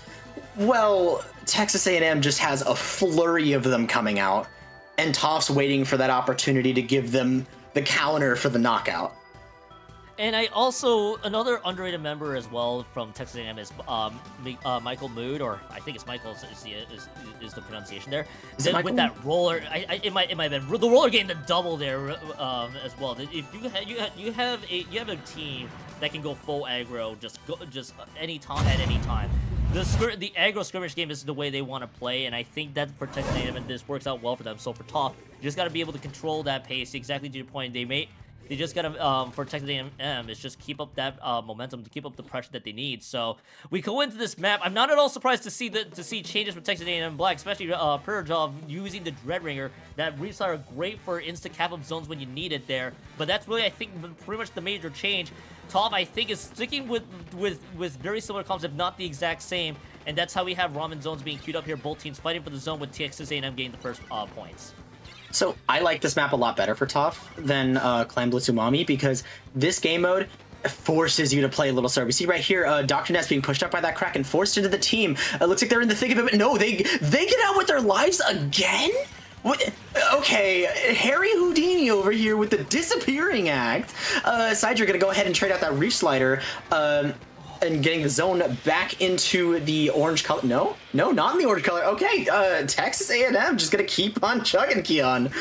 You know, I was wondering exactly what happened on the push that played out there, because I saw several members drop right behind them, and that's just, and it just leads to an extended push for Texas A&M Black, which, by the way, they're past the halfway marker, but members are just going down quickly here, and right now, nobody can provide any pressure. It's now a full defensive setup. This is not a lockout setup from Texas A&M. They're playing very defensively. It allows T.O.F.F to use their trip strikes there and get the cap of the zone, forcing major penalty points. And in this case for T.O.F.F is now, what is the next step to this? It appears to be that Ness has been shut down by Oreo on a taste of their own brush, just a different variety this time. But right now, both teams battling for the zone back and forth. There's always going to see Perry with the Reef Slider that goes to the edge. I think are targeting one member there. Reef Slider is gone, and T.O.F.F is having a sustained push, at least for now. I'll give it to Oreo. They have one mission. Get in, get a splat, get out. Right now, it doesn't go so well, but they have been skirmishing quite a bit in that zone. But the points were still ticking down for Texas A&M, as they do get the penalty, however, which is very good to get T.O.F.F the time they need to reset up. However, they need these specials. They need coordination, and they need Dr. Ness down. That is of the utmost importance to make sure that they don't get flanked, they don't get backdoored, or anything like that. DigiCat gonna go ahead and cooler out for the team there just to get everybody back in and ready for this fight. They're taking it head on, all from the forward angle. Not the worst idea given the structure of the comp. However, Hen gonna peel over to that left side, trying to get a double pick. At least Perry Jove is going down. However, Dr. Ness is still up and on the hunt, Keon. They're still very much up and on the hunt for a few other members on the board. And this is, so something that I've also noticed here, Frosty, is the way that T.O.F.F is approaching the zone on the defensive side. They don't have a few members that they can move forward with, other than Oreo having to be there with the brush. But they've also lost everybody in sight. So they played defensively, looking to see if they can get Texas A&M off guard. And unfortunately for T.O.F.F, Texas A&M gets the wipeout. Now they can play very, very aggressive. Look for that lockout situation. No specials are available for T.O.F.F, other than the 3 that just popped in. So you got the Cooler, they got the Kraken, they popped the missiles. All specials are being invested, but they're having to focus on the parry there that will get them out of the penalty points here soon. The Spring is going to be eliminated from the trip strikes. It's also being tossed in. No full cap of the zone until that very moment. It took 3 specials and a Dreadrigger that was starting to become annoying. T.O.F.F still holds them off for a little bit, but that's still a few extra points that Texas A&M can take advantage of. Keon, we're seeing the same principle of this chaos that Texas A&M wants to instill within T.O.F.F, and it seems to be working in spades right now. Just being able to cause so much like pandemonium down here of, oh, well, one member's going down on this side, but we still got 2 over on this side. You don't know what they're doing, but you have no time to focus on that because we're taking the flank. And Perry the whole time, it feels like almost like Perry's got this like knot of duct tape holding the team together of, if something goes wrong, don't worry, they're on it. Just don't worry about a thing. Do whatever you need to do. We'll get back into this. Topper now, Sidra gonna go to try and pick up that charger. Not gonna get the pick right there as Perry has that Reef Slider charged up. Will they use it to cap this zone right now? No, looks like they don't need it. The tri-strikes are coming out, forcing back a defensive play, not painting too much of the zone there. However, with less than a minute left to play, Keon, it looks like T.O.F.F might be running out of time. They are going to be running out of time, especially with the 3-down situation there. Ness strikes again. The delayed wipe is there. They're going to be 29 points remaining, and now T.O.F.F, I think, is going to be in desperation mode, with especially with the respawns not favoring them. They're going to have to find picks. Perry's playing this one expertly as they're going to retreat with their lives. They also lose a source of the aggression. There's going to be no chance for T.O.F.F to fight back unless the trip strikes are there just in time. They will not land. They're just a few seconds too late. And Texas A&M Black, they go up 2-0. One more map win. They qualify for day 2 of the CCA circuit. Yes, sorry, my brain broke for a second. I thought you said that they qualified. I'm like, wait, we're doing best of 5. No, I want to see more games. But okay, yeah, we're good. We're good. More to go, boss.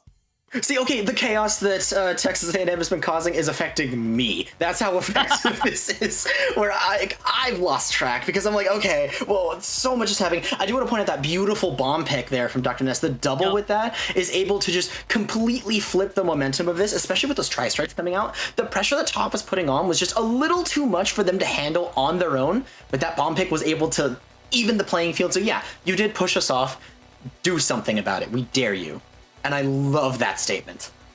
You want? So here's the thing that I've also noticed here with the way T.O.F.F plays. T.O.F.F tends to go, because I'm looking at the comp that T.O.F.F has. You're having to rely on Hen and that auto rush, I believe, in Oreo to look for picks, but you're gonna have Ness and Michael. I think time and time again they are gonna be the ones to enable that aggression while the rest of the team plays back. Perry, I think, was on Dreadringer duty either to get instant recaps if they need to, or look for pressure that way.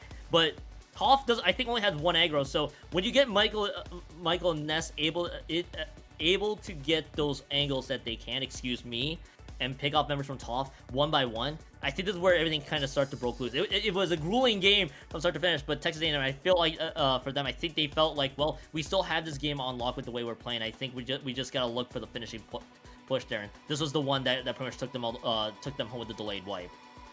And let's not forget to give some love to Polarity there with that pencil. Having that high paint, high uptime backliner is exactly what they needed. Those coolers were able to get Perry and Dr. Ness in, get them out, and get them doing whatever they needed to do. The team functions because each member has their role and they do it well. That is, well, it's basic Splatoon, but when played very freaking fast, it's a lot to deal with, and I'm interested to see how that's going to play out on a much slower game mode, particularly tower control on Manta Maria. I am a little concerned about the effectiveness of that ink brush on this map. That's the first thing that stands out. I can see why, because I think it's just because of how high the terrain works in Manta Maria. Those angles can be very difficult to work with, especially I think one of the more common cases you're going to see is try to go on the right hand side to catch them off guard, because the way Michael and Ness plays is isolated, look for flanks, look for angles to attack them and catch them by surprise. I think this map may not lend itself well to those situations, so they're going to have to be a little creative if they want to stick with the brush roller setup. Now, T.O.F.F, this might work out for them. You're playing a much more controlled game, where you feel like you'll be the one in control. You can't be thrown off time and time again by the way Michael Ness plays, but you gotta figure out where the targets are. Obviously, it's everybody. Let's get that out of the way. But I feel like Michael Ness has just been giving them some pain points throughout. Yeah, if I were T.O.F.F right now, I think my focus would be on how you're taking your fights. The team structure right now, Oriole is providing most of the offensive presence. As an Octobrush, that's not going to be intuitive for them. They're more, I guess, correct me if I'm wrong, it's been a while since I've seen the weapon played much, but it's more of like you lean a little more into the skirmishy side, especially if you don't have that Zipcaster kit. So going into this game, if there is any comp changes, there is not. In that case, I want to see more of Hen giving that frontline pressure and less of the hit and run tactics. They need that extra oomph to their offense to counter what's happening to them. Dr. Ness taking our advice and not running the brush. However, here comes the Luna Neo. That's gonna be fun. Now, how do you feel about Ultra Sam's being very funny here in a map like this? I think this is pretty much the wise idea, and I think Ness even understands it too. It's like, we're gonna just play Blaster and see what we can get out of it. So let's just see how Texas A&M plays this one out to see how they can secure the 3-0. And T.O.F.F right away, trying to catch Texas A&M a little off guard, but they are gonna get caught. They are gonna get punished for their efforts there. In fact, it's actually gonna be the 3 down. Yes, you lose 2. Ness just throws the Ultra Sam. Didn't realize that they didn't even need it. Perry there is gonna, by the way, back on the vanilla slosher here is gonna throw out a few trip checks and zone them out. That's the first checkpoint already being cleared, and Texas A&M has not let the foot off the gas pedal quite yet.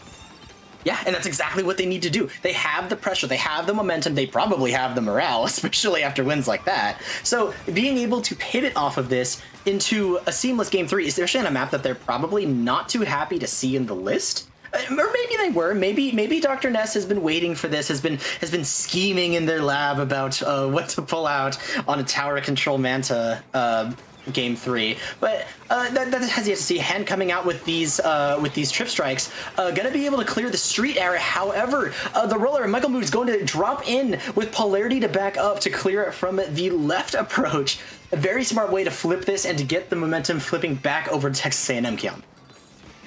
Yeah, and I also saw what T.O.F.F was just trying to do was to surround Ness with the 3 members being moved up there, but it just leads to no gain. In fact, losing so many members in the process. T.O.F.F is unfortunately down as they are losing so many members along the way. A cooler and a bubble is available. Michael uses the protective bubble to try to secure a second checkpoint. The Kraken is flying in from the other side of the map, and they'll force the tower backwards. They're gonna have to reset the progress here, but Texas A&M will just view this most likely as a bump in the road as they're now resetting themselves back around mid and around the stack there. Polarity on that pencil, realize that they're they're getting caught by T.O.F.F, but T.O.F.F is able to stay on for maybe a few seconds. Tower slowly resetting here. Frosty 2:43 left to go on the clock. What's funny is on the surface, you expect T.O.F.F's comp to be a lot more of a midline menace. The second that Dr. Ness is out of range and Michael Moon's out of range, it looks like they should be dominating these teamfights. However, we have to give props once again to Polarity, being able to just keep them so far back that they're even out of their range, which is impressive in its own right to be able to hold back that many members for that long to give the frontline time to scatter and collapse. Here comes the tactical cooler, gonna cooler up several members of the team. Will that cooler break? Yes, it looks like potentially one or two of them didn't get it. Will that hurt them? Who knows? But I mean, they're still pushing for right now, so you know that's a problem for later them and not now them. Now them's problem is clearing that second checkpoint and making their way to the third, Keon.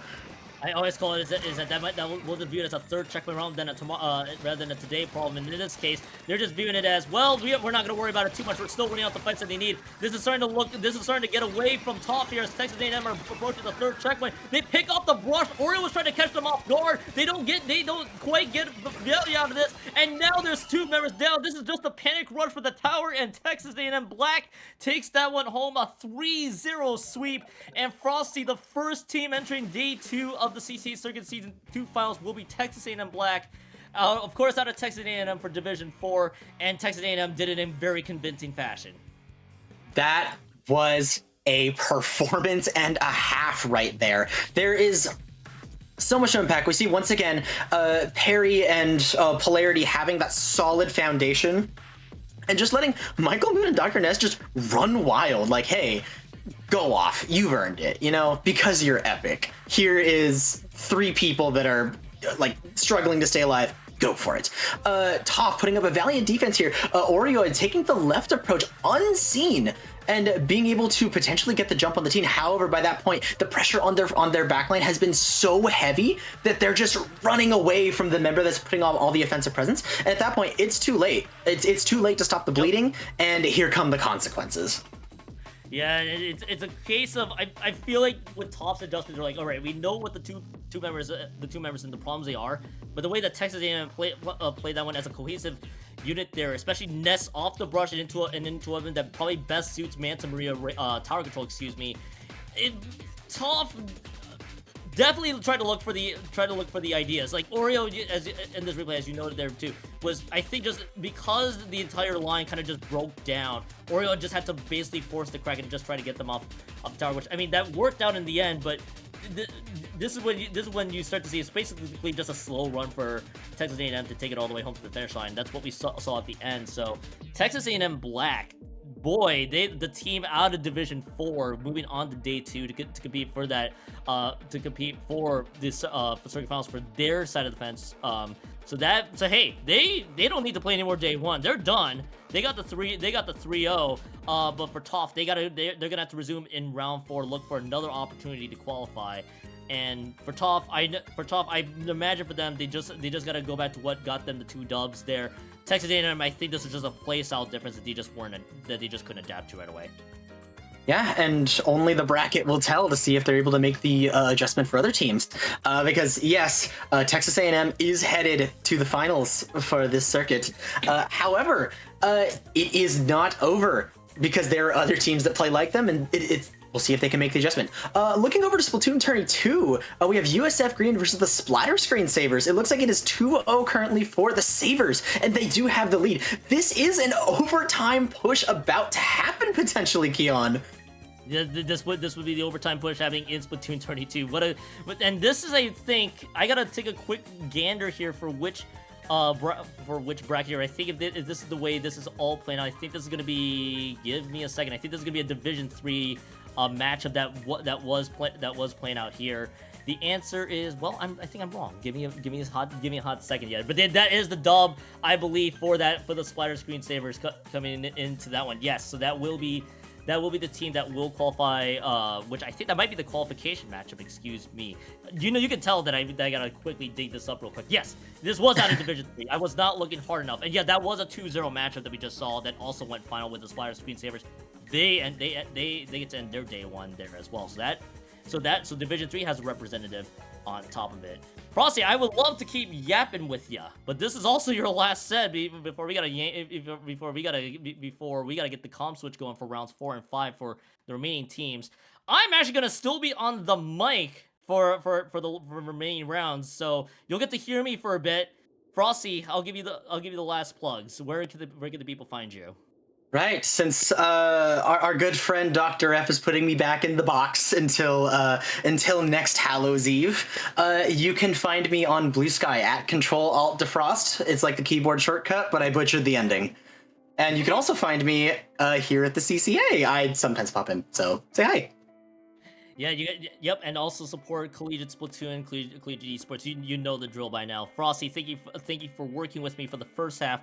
Myself and our producer Jordan still gonna be sticking around for the remaining two matchups there between Division 2 and Division 4. So we'll take you guys to a quick break. When we come back, another commentator will take Frosty's spot. You'll hear from Skep here after this. But for now, you are watching the CCA Circuit finals here on the Splatoon tourney side. You do not want to miss a thing. We'll be right back. Dunk.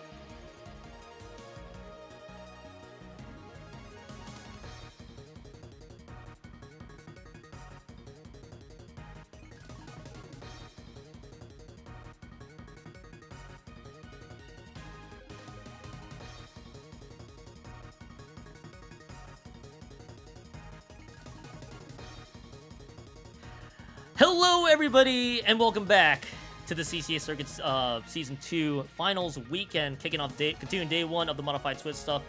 I'm still here on the mic. I am now joined by a new commentator on the mic here. Skep is with me.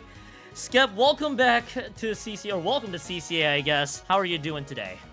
I am doing great. I thought you were about to call me the new squid on the block, Keon, which would have been extremely offensive. No, just kidding. I'm excited to be back here for CCA. I've heard that we have a lot of streams going on today, and looking at Div 2 finals, it's an honor to be back. How are you? Yeah, I'm doing well. Division 2, and we're gonna continue on with Division 2. Also get you briefed in. We'll probably swap between 2 and 4. We'll see how this all plays out. But we got 2 teams on the that we are not gonna really be able to break down in time because they're about to start. It's PSU White and Mississippi State Seadawgs. We're about to get right into this one. Skep, both teams with a 1-2 record. Loser of this matchup is eliminated from the tournament altogether. Winner stays alive to play round 5 for their chance to qualify. So let's get the show on the road. PSU White, by the way, on the Alpha side. Bravo side is the Mississippi State Seadawgs. What strikes out to you weapon-wise, Skep, to start? We're running Cooler with a Tri-Slosher there on the right side. That's a little bit different, a little bit unique. The combination of that with the Carbon Roller does take me by surprise, given that they like to shark up and take their time. And a Ninja Squid Dynamo Roller underneath those ledges is going to be quite the pain, as we can see there with Silver underneath that snipe, threatening that really early. Yeah, already with the early lead, by the way, from PSU White. They are able to get this one down to the 65-point fame, but there is that crab tank that Shark was just able to dish out there. Cole Sands was able to get one from behind, but Shadow already using that Reef Slider to get the trade back. Already zones flipping back and forth. No one in full control quite yet. Skep, Mississippi State will be the one to get some control right away. Silver gets the pick, but Skep already kind of a back and forth brawl to start. Yeah, it shocks me how much that Dynamo Roller can paint the zone from either alley there. It looks like they can neutralize that just by themselves, which is crazy. So here come these strikes for PSU White to try and push their way in, take control of Mississippi State Seadawgs snipe, and they're doing so, which is where you want to be on this map, to really try and lock out your opponents and play those sides. The longer that it takes Mississippi to clear this plat, which they just did so, the more difficult it is going to be for them to work their way into the zone, but more importantly, keep PSU from extending their lead here. And that's exactly what Mississippi State Seadawgs is, just preventing that lead from being extended here. Right away, I do see the trip strikes that are available. They are going to burn the trip strikes here. One, and the second one being tossed from the other side. Yes, the trip strike does get one by surprise being Shadow, but at the cost of basically very little control. Zone is stuck in neutral because fights are happening across the board. I think J13 realized that Cole Sands was near, but they are going to get taken down for their troubles. Even with the 2-for-2 trade, Shark's able to swim up from Mississippi State Seadawgs along with the carbon roll with that carbon roller, able to back them up nicely there. Skep still in this case, it looks like the crab tank got one, and it is able to paint out more, but it looks like for PSU White, they are slowly losing a little bit of ground, but they do have zones for just long enough to probably get away from some of these penalty points. Yeah, and their penalty points on both sides are pretty low. You wouldn't want the Seadawgs to be able to maintain control here because realistically a 30-40 point differential is not going to take that long to clear. PSU having this Reef Slider looks like on that right side near the Charger is quite a significant threat if they want to force them back. Now that they're extending this lead, the Cooler means those jumps are going to come in quick and easy, and if they manage to be camped by the Charger there on the bunker, it's not going to cost them that much time. Here come the strikes, one down on PSU, make that two, but can they get into the zone, Kyon? Can they get into the zone? The ultimate question. They have to burn the crab tank and the Zuka to get all the range that they need, and it looks like they did it at the nick of time. But Skep right out of the gate, PSU White 2 points remaining, but they are losing members slowly. As we do get to see the Carbon Roller immediately swim back to get the Cooler and try to get a lock on for themselves. Now for Mississippi State Seadawgs, I'd imagine if you're the team, you got to be able to keep the zone in control for as long as you can, even with the threat of the trip strikes and the Reef Slider in tow. I'm sure PSU White, which they just did, will have a response to it. That will be the zone's cap, but PSU White, that was a phenomenal push from earlier to get them to 2 points remaining. Yeah, the PSU, all they really needed to do was cap and apply penalty there. They still have a lot of time to get their specials back together. Now having these bubbles and being halfway to strikes and cooler, these specials coming out now means they can push Mississippi State. They can force them back, get those picks, clear those specials off the board that would allow Mississippi to set up for the lockout that they need in order to pull this win. With a minute left in this game, we really want to be seeing Mississippi get those specials and start preventing PSU from getting theirs, like this Reef Slider. What is more important for Mississippi State Seadawgs? Is there anything that they would need to do to get the specials up? Would they need to target anybody in particular from PSU White, just to make sure they sustain control of the zone, Scap? Honestly, I want to see them keep the Dreadringer dead.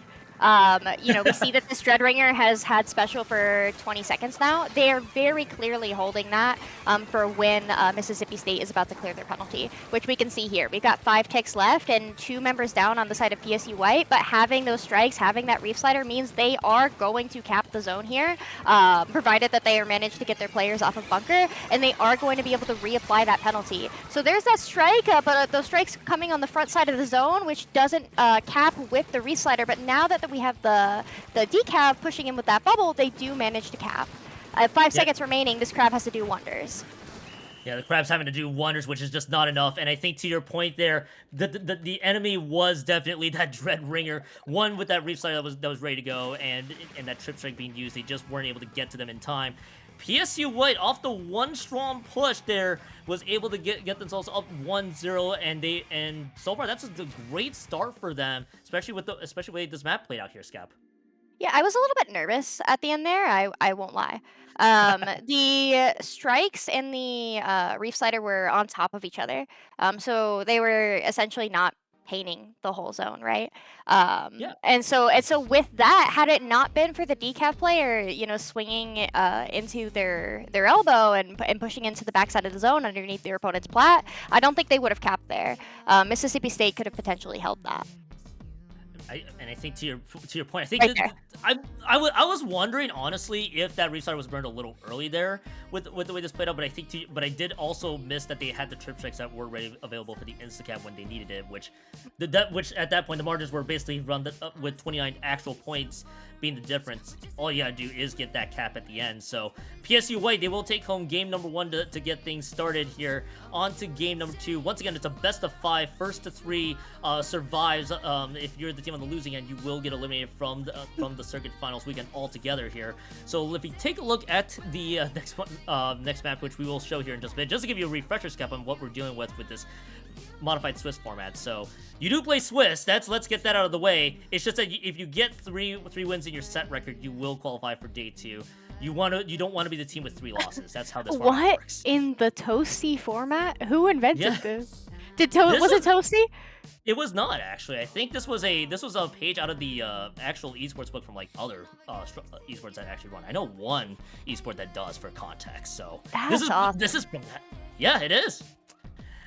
So on to Makomar Tower Control, by the way, for map number 2. Anything that might strike out to you for both teams approaching map number 2? We have a Tri-Slosher on one team and a Dynamo Roller on the other. Either of those can be extremely oppressive on Makomar Tower.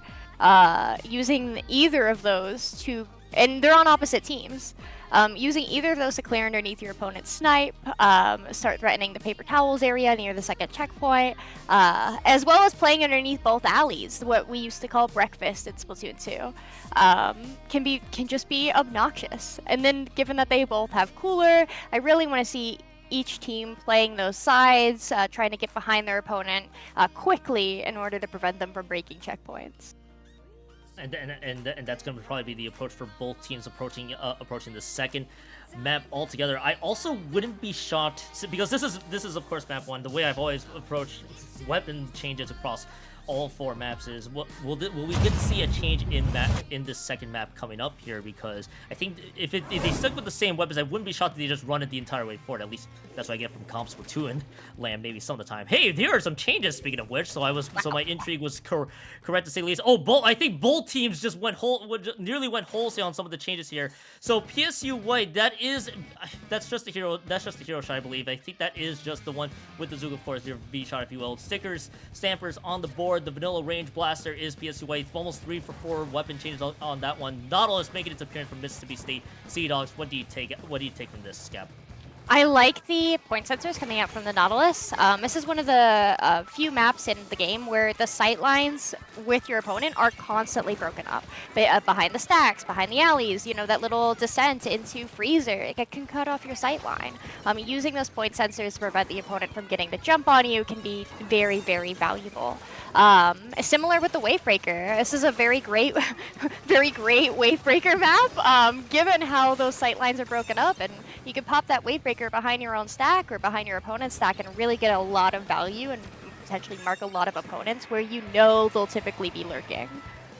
And I like the Wavebreaker as well. It's also one of the specials that I'm apologist for. I've also did not ignore the fact that J13 by the way got 2 members from the right stack earlier, which is allowing this push to also materialize. Yes, you are 3 down. You're not able to deal with Sonic though, unfortunately. Sonic just got 1. That does give a few extra points on the board. Mississippi State Seadawgs finally got everybody else back on track there. There is that little pick there that does take out the Carbon Roller. On top of it, Shark is going to be the one. By the way, switching over to the Nautilus, they get Silver out of there. The Inkstorm, excuse me, being used focus onto that left-hand side, but PSU White definitely got a lot more points that they could work with. Now here's a counter push that Mississippi State Seadawgs are trying to start here, Scap. Yeah, and realistically, all they need to do is break this first checkpoint and then get to the second one. Having 2 members down on PSU White. What cheeky little bomb, but more importantly, that takes out the trip strikes that could have really stalled out this checkpoint. And we see Sonic running in, trying to clear tower, but going to be taken down. And Mississippi State Seadawgs at the second check, and with their Tri-Slasher on the tower, crossing over to try to put pressure on spawn. That's 1, nearly 2 down. But PSU has these strikes, but the only player left standing. You can't push in with your own strikes. You also can't push it with your own strikes if you also go down on top of it, and Shark is still right in the base of PSU White. Everybody from Mississippi State Seadawgs has just basically locked out PSU White with great abandonment. This is a full knockout. Great start from PSU White. A better response from Mississippi State Seadawgs. We are now tied up in the set 1-1 here, Scap. Nautilus. I thought it was awesome. Taking advantage of those point sensors to really mark the opponents, and as you know, we saw that with how they cleared that right stack. In order to remove the, I believe it was the sword on that right stack, and take control of that. So once that first checkpoint was cleared, then you have Freezer completely surrounded, and anybody who tries to dive onto the tower to defend that second checkpoint is typically walking right into Crossfire. So that was a really beautiful prioritization of territory. You know, I'm also focused on how this last push worked out there. The cheeky bomb was one thing too. Now Sonic also was having to just rush right now. This is a classic hero play. Yeah, the hero play was right there, and then something that got missed in the replay was Coulson's also jumping in to get the trade, which at least every trade in my opinion always has favored Mississippi State Seadawgs with the way this map kind of just played out, and everything kind of just fell into place for the Mississippi State Seadawgs to take home that Mako TC map. So that was a great run there, almost a great response from the Mississippi State Seadawgs. And with this set being tied 1-1, this is shaping up to be a very competitive set so far. Well, trades benefit the team that's currently in control of the objective. Yep. So you know, you say you're the only player left standing, and you walk in and get the trade on the person in the tower. Remember, the Nautilus took control of right stack. So what are they going to do? Just stand on it, right? And that's exactly what happened. That player pushing in allowed the Nautilus to, you know, give up that position in favor of stepping onto tower. That way their Tri-Slasher could push forward. And that was really good passing of objective. I was a little nervous seeing the Tri-Slasher on tower, given it, you know, has those little T-Rex arms. But they freed him, or them. I'm sorry, they freed their homie. They freed they freed their homie there, and they got that home to the finish line. So now we go to another pretty much conventional map here, this Undertow Rainmaker map. And now at this point, I always say the first 2 maps kind of determine if we get to see same-ish comps across the board. Both teams are open to any adjustments that they can basically run out here with. Undertow Rainmaker. So at this point, I feel like anything could basically go for what we have seen so far. I mean, the map 2, I wouldn't be shocked in some cases in Mississippi State Bulldogs the Seadawgs, excuse me. I got the mascot for the actual college. My mistake. The Seadawgs, if they wanted to run back the same comp that they got in map 2 just because it got them the victory. But I guess time will tell leading into this one. Mint decap sighting and brush sighting, by the way, from PSU White here, and I think this is almost very similar comps that Mississippi State Seadawgs is dishing out here, Scap. Yeah, if I'm looking at this comp from PSU White, I'm a little bit nervous about Shark. Shark holding a Nautilus wants the opponents to run at them. And so we see that comeback and we see that swim speed, and that tells me that our shooter players on the side of PSU White want to do some running at the opponents. And into a Nautilus, that can be particularly dangerous. I just realized, by the way, that PSU White has you have 2 shooters there. You have the shot, the T-Tech effectively. The Ink Brush Nouveau, that's one with the Ultra Stamina in the decap. Effectively, if I'm not mistaken, Skep, the long range weapon effectively is just the mid decap at this point. Am I mistaken? No, you're correct. It has more range than anything else on the comp, and it also has a lot of end lag, a lot of startup, and that's something with a laser light speed, a shot velocity, a Nautilus can really take advantage of. Yeah, and that's what I'm a little intrigued about is how this comp's going to all materialize. Already we saw familiar the 3 down into the delayed wipe situation gets PSU White only just 3 points on the board, and I think the Rainmaker got 1 pick, but they are going to get cut down by Sonic right from the back. Excuse me, Levi does get 1. That is going to be the Frozen Pro, excuse me, that will pick up this Rainmaker, take this home for the lead. This could be the first checkpoint right out of the gate. It will not be the first checkpoint. I spoke too soon. Shark at the Carbon Roller is trying to dish out a lot of pain. They're fighting a Zuka and everything else. Inkstorm, everything's being thrown into this Rainmaker. They will finally get the dunk home for the first checkpoint. And right out of the gate here, Skep, Mississippi State Seadawgs with control of the first checkpoint, but I think that's all they're going to get. Yeah, but realistically, now that they've broken this checkpoint, any subsequent pushes that they have, they'll have a much easier time. Remember, we had a gamer swim right into a section bomb there. Most likely presuming that they would be able to break checkpoint before it went off, but, having to pay that penalty, right? So now that we have the cooler out from Mississippi State Seadawgs, remember, they want their opponents to be running at them, and their opponents don't have cooler. They really can take a lot of risks here on the side of the Seadawgs. And I wouldn't be shocked if we do get to see some more risk versus reward play here from the Mississippi State Seadawgs. It looks like 2 members of PSU White, exactly what you noted there. PSU White tried to move forward, tried to play as aggressive, looking out for the few members that they could find. But it looks like this is good, but it looks like they aren't able to get them to materialize. J13 is just stuck in the corner. They did get 1. Nobody really in position on the left side of this map, excuse me, quite yet. Levi's gonna get snuffed out. That's a trade with Shadow, but the Zuka from the other side will take out the Rainmaker. It's just the lone decap from Sonic that's alive, and Sonic's gonna just have to retreat for their lives there. Nice defensive hold from the Mississippi State Seadawgs here, Scap. And now they have this insurance in the form of the cooler, and I believe all 4 members of all 4 members of the Seadawgs did get that cooler. And while cooler isn't everything, it is really helpful when you are playing Rainmaker, a mode where you are typically going to swim forward and explode quite a bit. So the Seadawgs having control of this Rainmaker, looking towards that left side. We see the strikes coming out from the right side, but it looks like there's only 2 members over here on the left. The Zuka coming out, I'm a little confused, Kyon. I'm a little confused in a different sense here, because this is basically split priorities here. It leaves the left side wide open for Colsons to get through the ink mode terrain, and it will be Colsons taking this home to 19 points remaining. The defensive assignment's a little bit botched here, to say the least, as Sonic has to pick up this Rainmaker. PSU White just a few steps behind, and this is now certainly a strong lead, especially with the checkpoint still up here for PSU White here, Scap. I was really, to be clear, my I don't like this comment from earlier was directed at the Seadawgs, because I saw them sitting in that their left zone, which if they go down there, right, PSU, all they need to do is grab the Rainmaker, and that right check is right there. And that's a very easy checkpoint to forget about when you feel safe in your zone. That's like right in front of your spawn. It's if you're just just swimming straight forward, you'll typically end up there. But now we see Mississippi State Seadawgs holding this Rainmaker on this right side. They still know they have checkpoint advantage. They have this global special in the form of the missiles that can force PSU to move when they might be trying to set up right about now.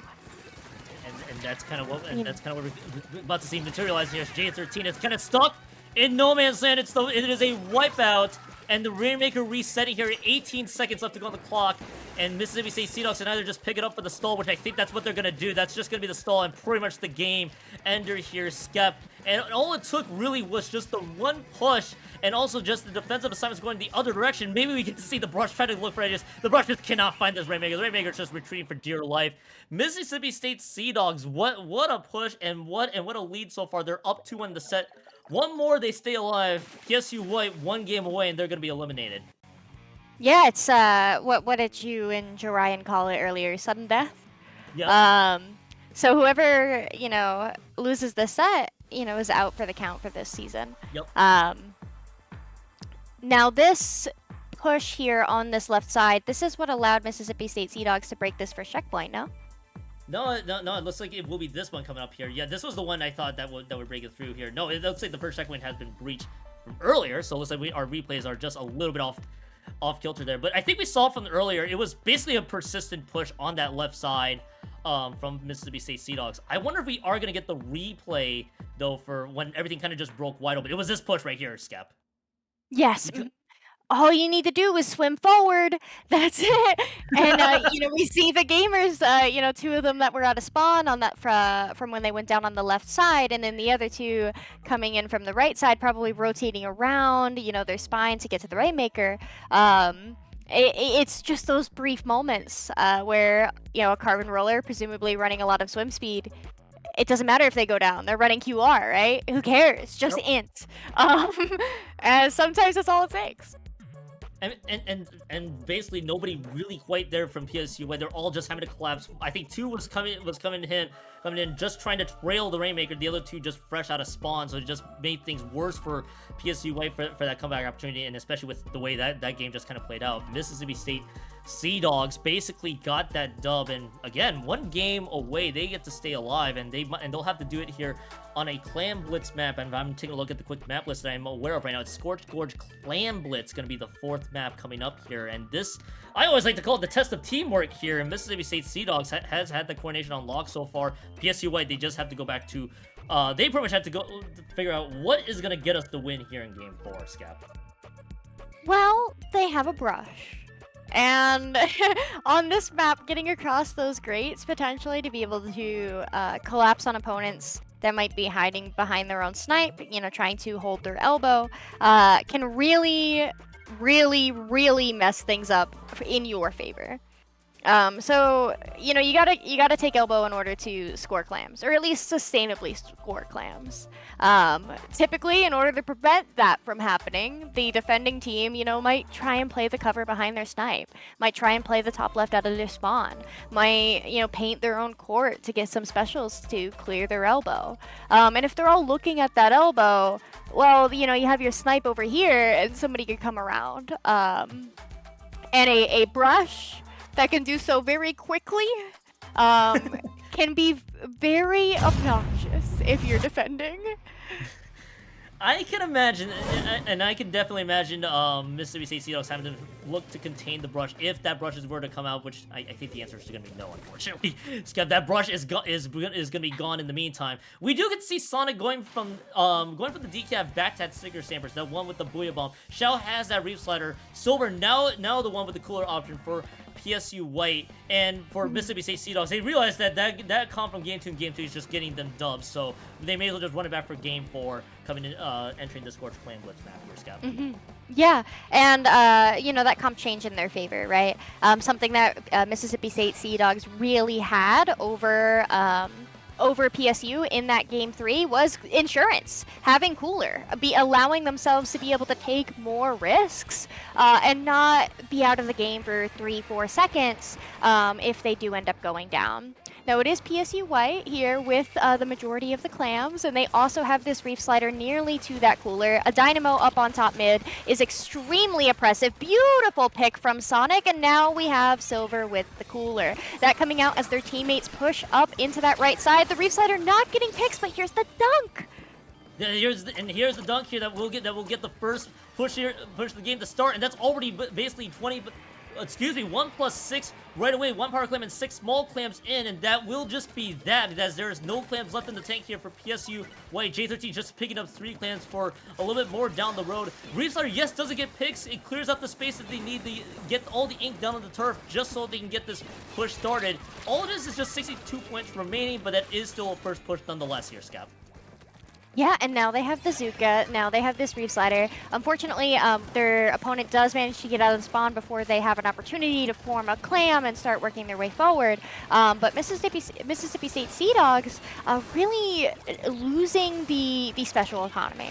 The picks to being taken down right as players have a particular special that would allow them to break in. And here we go again. Look at that beautiful flank from Shadow on the grades. Exactly what I was trying to say earlier. And devastating points here from PSU White. And a sharking Dynamo Roller on the left side.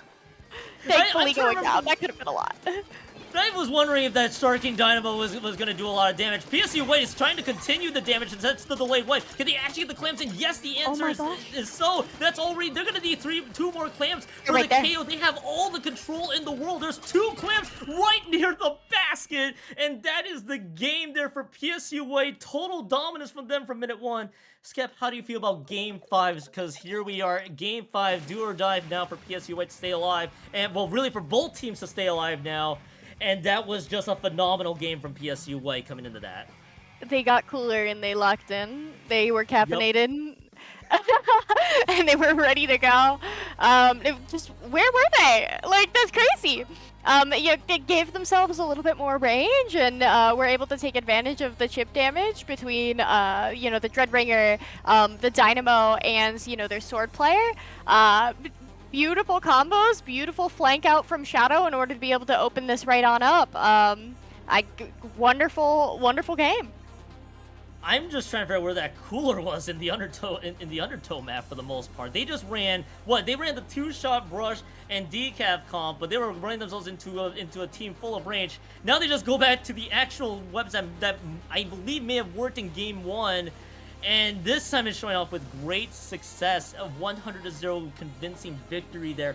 And now we go on to the 5th map, and this is what I call the more unconventional, uncommon map that you'll see in the land, maybe unless you're seeding zones only for the most part. Urchin Underpasses Splat Zones, Skep. What your take from both teams coming into Game 5? Gonna have to give you some thought. Yeah, Well, I think if I've learned anything in my brief time commentating CCA today, it's to not predict comps. So I would love to see a Dynamo Roller on this map, playing underneath such that shallow zone. There's all those little ledges right in front of the zone, but I don't know until right now. There we go. Let's go, gamers. Let's go. Wait, Huh? You're seeing the weapon that I just saw from Mississippi State Seadawgs. What is that? That is an end for chumps. What in the Splatoon 2? What are we? Okay. Well, yeah. Go ahead. Have you ever had an opponent shoot chumps into your plat, and then you're trying to save your special, so you're backing up when you're the only squid standing, and then you back into the chumps and explode? Has this ever happened to you? Maybe. Only a little bit. It can be very obnoxious, and it can be very tilting, and I love to see it. I kind of want to see this cook a little bit more. I think Mississippi State, I don't think the enzyme is gonna get them. Is gonna get them there. I think it's just the entire team that's getting them there at this rate, because PSU White already is stuck playing behind right now. They're getting chased out. The buoy bomb's gonna probably be thrown into the zone. No, they're gonna have to focus on the carbon roller, and then they're gonna paint the zone. The Reef Sliders, everything's being invested into this one. PSU White stops the push from continuing. and now they have given themselves some room to work with. There are 2 members already down from Mississippi State Seadawgs. Now we have some time to digest things here, Skep, but 33 points remaining is going to be the score for Mississippi State Seadawgs. Yeah, and we see those trumps coming out, but there's not, unfortunately, any teammates there to capitalize off of it. So Mississippi Seadawgs losing 2 specials in that previous exchange when the Nautilus went down, and then realistically not being able to use the trumps. So now that we have the Storm back up and this cooler, Mississippi State Seadawgs really needs to keep themselves alive here for their teammates to be able to join in their parade. I saw someone from Mississippi State Seadawgs going along that right side. It looked like they were trying to set themselves up for a flank, but they do get taken out there. We can see that that was that zap as PSU gets control of this, keeps control of the zone, keeps lead. We see the Tri-Slasher going in, and I don't know if they can push it in time, Kyon. It's just Kanye West. Other than Kanye West, that was it. That's pretty much what it is. The jumps are just gonna be too little too late. Maybe if they can paint it in time, they do not have enough power left. And PSUA, I'm pretty sure, was thrown off by the end zap, maybe for about a few seconds, and then realized, all right, we got to lock in. This is the comp that's got us the win. PSUA, despite being 2-1 down, they win the next 2 to stay alive. 3-2, they go to 2-2. Mississippi State Seadawgs' run in Division 2, Modified Swiss rounds, excuse me, is pretty much done. They will not play in Day 2. What a performance from PSUA in the last 2 maps, though, Skep. Never back down, never what? You know, it's just you win game 1, you know, you get a little too kooky, too crazy game 2, and a little bit experimental game 3, but then you get it back together and go back to what is familiar and what you're comfortable with and what you know you can tear up with. It's good job. Interesting comp from both sides. Don't predict CCA comps. I stand by that statement. If there's anything that I've learned from CCA, oh my goodness, my history with them is dating back to season 1, so I'm being ancient here for context, is anybody just plays anything at any given moment. One of the consoles I had with Frosty was you had a Charger that also was a Pocket Octobrush player, and Comet. they got the win. Yep, it was a Comets one, of course, so it's like, yeah, anything basically goes in CCA. That's all to me. That's always my favorite though. Brush Charger, I feel like in S2, like every Charger player had a secret brush pocket. Oh, like did they know? Wait, you weren't around back then. Okay, yeah, that was a common thing. So that doesn't surprise me.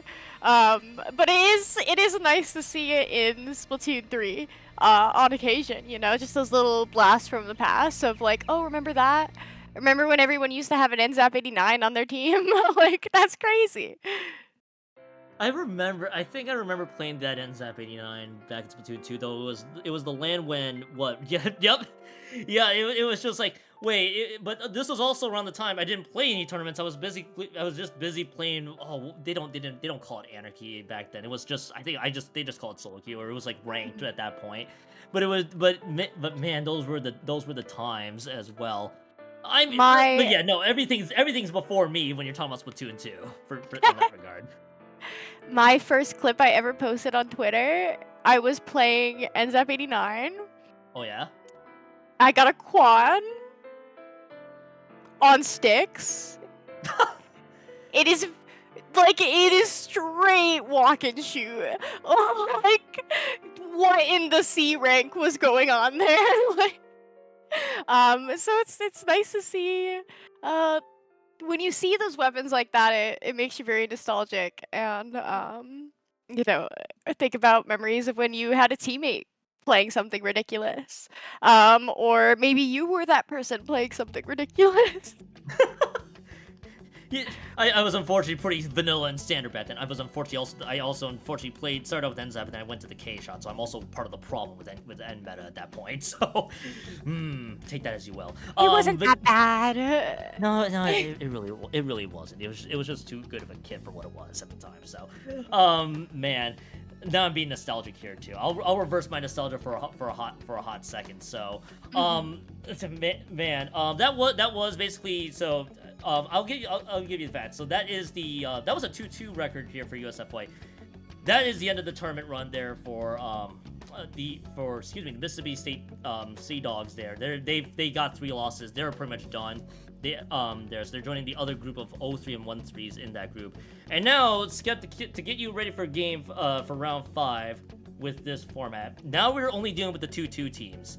The teams that already got 3 wins, you're pretty much done for the day. You don't need to play anymore. Same if you have 3 losses, you're done for the day. You're not playing any more games the rest of day 1. If you've got 3 wins, so we will see you in day 2. So now you got the teams that are in theory will be close with each other with these 2-2 records. And now this is the true do or die situation basically between basically any teams that are going to show up here. I'm looking over Sendo.Inc. and PSU did not qualify yet. They are currently 2-2. Yep. So they still have to stay locked in. Still have to keep in mind their weapons going forward. I don't know what that means for them. That's up to them. But I would love to, if I had a penny to give them, I would say your Dynamo was pretty good. I really liked it. And I would consider playing that again in the future. You know what's funny is that in Riptide I actually had an amazing Dynamo player that would constantly get like 19 to 30 splats, basically stay alive for the team. They're not part of a team That's either. Crazy. So they're not part of a team either in comp. In fact, actually, I remember this story. That was their first taste of comp, and they were that Riptide? good. Yeah, at Riptide, that was their first taste of actual comp too, and they were an amazing Dynamo player. I'm like, you know what? I've grown to be a Dynamo apologist now. For Blows this. And my mind. yeah. Yeah. Scott? No, I'm so sorry. No, you go ahead. No, it's like I know it blows your mind, but like the first day of the comp, they just absolutely like almost delivered as much as they could across all the matchups we played. I mean, if you play enough solo queue, you have good enough fundamentals, and that's what matters, right? Man, I'll let you ponder a bit because we do have. What's up? I was going to say, when it comes to, it took me a moment to remember. When it comes to players in their first competitive environment, for a lot of players that is LANs, but speaking for myself, coming from the low ink like IPL online comp Splatoon environment, I was looking over these rosters and I'm familiar with a lot of players, and we were making jokes before we came on air where some people really only play CCA. Some people really only play at LANs, and it's crazy because you get those players that you never really heard about, but you might recognize from like solo queue, and you're like, oh, they're cracked out of their mind. I remember LTC 2023. A friend of mine used to always talk about this rapid blaster player that would just destroy us in solo. Just like this random person. Didn't play comp, no idea who this person was. Their name was Baljeet. We're like, okay, awesome. Like Baljeet, when I see that person on the other team, I'm in fear for my life. And then I'm at LTC, and I am, rest in peace LTC, at my station and getting in the lobby, and someone joins the lobby. It's Baljeet. Yep. I'm like, where did you come from? Like, who are you? And then you get that same kind of experience with CCA, and it's always really exciting. I love it.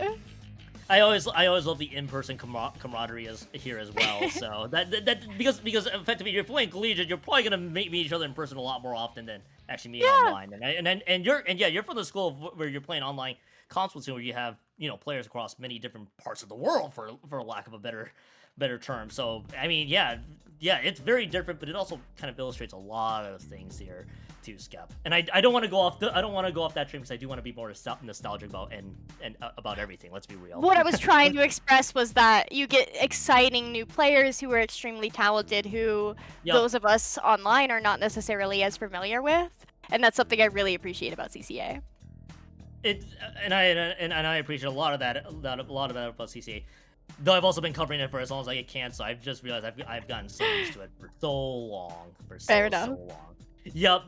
I don't want to go off the rails quite yet because we do have our next matchup, by the way, here. I'm gonna give you negative points, George Mason University, for that team name, the Meme Machine, and Excuse me. Yes. Plus 5,000 points. Okay, you know what? Fair. And the C section, which I'm also gonna give them negative points for, but that's for a different reason. Out of Michigan State University. Out of Michigan State University. Oh, by the way, before I talk about these two teams, shoutouts to the other team that's also on the 2-2 range, the Firefly Flyers. That is Falco's team. That is Falco's team, by the way. That's also playing Division 4. They are close to qualifying there too, but they got one more matchup to go. And both teams, I think you know the drill. Win, you qualify. Lose, you're basically done for the tournament. So I think both teams understand where they stand in the 2-2 range, and we are going into Division 4, which I'd imagine will probably be a bunch of we'll see some really funny things possibly coming into it. I think we'll have a meme machine. Oh yeah. Yeah. Yeah. We'll see lots of funny things. I don't know what's relevant right now. 6-7. Like... 6-7. No. No. I don't know what's topical anymore. I'm old. I'm 6-7. You have no idea how many times I've had to hear 6-7 in with all the kids these days, especially college and high school. I think I've also heard middle school students say 6-7. That's a different story altogether. But I'm like, no. That's the more relevant meme machine. And I'm like, I'm getting too old. I'm busy commentating Splatoon with you. I'm also just busy working full time. I can't be understanding what's hip and trendy with the kids these days. I told myself when I was a teenager, memeing, I would never not know the most relevant meme. That's a lie. Yeah. You will lose touch. Yeah. I've already started to feel it too. Both teams about to queue right in. Again, this is pretty much winners take all. Everything is happening. I'm trying to get myself all situated here. Yufa, that would be yes. Blue team is gonna be the meme machine. I believe yes. The meme machine is gonna be on the blue side. The Bravo side C section on the orange. What strikes out to you, by the way? Beacons, another Dynamo Roller. What in the third kits is going on here? I love the fact that we have the Zuka here for the wiper. That's not something that you really see as often. I think we all recognize that kit was kind of busted, but like no one really plays it. So it's super cool to see it. And you know, the beacons from the roller here are really going to allow the meme machine to just keep on going and cranking out those memes. Oh, for certain. I hate to break it to you here, Skep, because I believe the colors are flipped. Because if I see Yufa is on the meme machine side, which I think has been on the blue. So we gotta get that established here real quick. So I think yes, it is game fixed. Thank you for checking on that one. C section only gonna be on the orange side, on the orange on side. The orange. Yep, there you go. And then Meme Machine, by the way, still being backed up. They might be losing the first checkpoint here. It's gonna be orange in the rest of the C section with Paradiddle lurking through with the Booyah Bomb being thrown against another Booyah Bomb. So staying alive for just a few moments there. Zuka's being flung in, trying to aim for the tower. It is going to be a 2-for-2 trade, and it is just an E-leader versus a Hive to the backline battle. Can the snipes be there for Amatsi? The answer is going to be no. Paradiddle wins the duel, and they will get the second checkpoint, but I think this push is done. Skep, that will be C-section that takes on both checkpoints to start things off. I don't think this push is quite done. We see Yufa there on that right side by the tower. They were quite chipped by the Fizzy, you know, having to try and swim forward. And they do manage to be taken out by the Dynamo Roller. All C-section really needs to do for the next 3 minutes is just keep that tower on the right side. Because if they manage to do so, Meme Machine has to clear that right side, take control of mid, but it doesn't matter. Orange is on the tower with a bubble on the third checkpoint. There's nobody on far top right to be able to stall this out. Now they get to run forward, get the pick on the leader, and KO the game. And things just suddenly going from 0 to 100 there for the group. Hey, that's a nice little KO for them as well. I mean, it's just a little unfortunate. You're exactly right. The push was continuing. It spoke too soon on that one. I would be talking about also a slightly different dynamic of this game if the E-Leader was able to get the pick onto the Hydra, just wasn't able to, the aim not quite there here, because it turned into a bloodbath around the second checkpoint. Two members were down. I think the 3 members eventually went down. There's Amatsi positioning-wise. Paradiddle was just behind, just hiding behind the part of that tower just to stay alive. And then Paradiddle just finally going down, but not before that second checkpoint drops in. To your point, yeah, the push wasn't done, and they just definitely kept the train going. Yeah, and that's a difficult shot for a leader to hit, because they do have to, avoid getting taken down themselves. But also, when you're standing, like a Splatling typically is, your hitbox can hide behind the tower there. Versus if you're in squid form and you're in your ink, your hitbox is wider than the tower pole, and so a leader can hit you more easily. So that is an extra difficult shot for a leader player to hit, I think, in my opinion. I don't play leader. I mean, that's also fair too, because they're all it's basically almost a two against one situation. You have the tower and the Hydra that was also there. The terrain is gonna be the one that will mess with your shots, and if you landed that shot perfectly, that second checkpoint doesn't get cleared. Right. Which would have bought the Meme Machine some extra time, but that's how the game goes. It's a KO in Hagelfish TC here. Second map is also the more uncommon map mode. I think it's gonna be spoilers for you. This will probably be the only one that'll be out of sorts. It will be Manta Maria Rainmaker coming into game number 2. There you go. Let's go! Let's go! Bring it back! Yeah? I love this! Let's go! Based CCA as usual. No, Manta Maria Rainmaker. Speaking of broken sightlines from Mako Mart from earlier, there is not a map in the game other than Flounder, where you cannot see mid coming out of your spawn.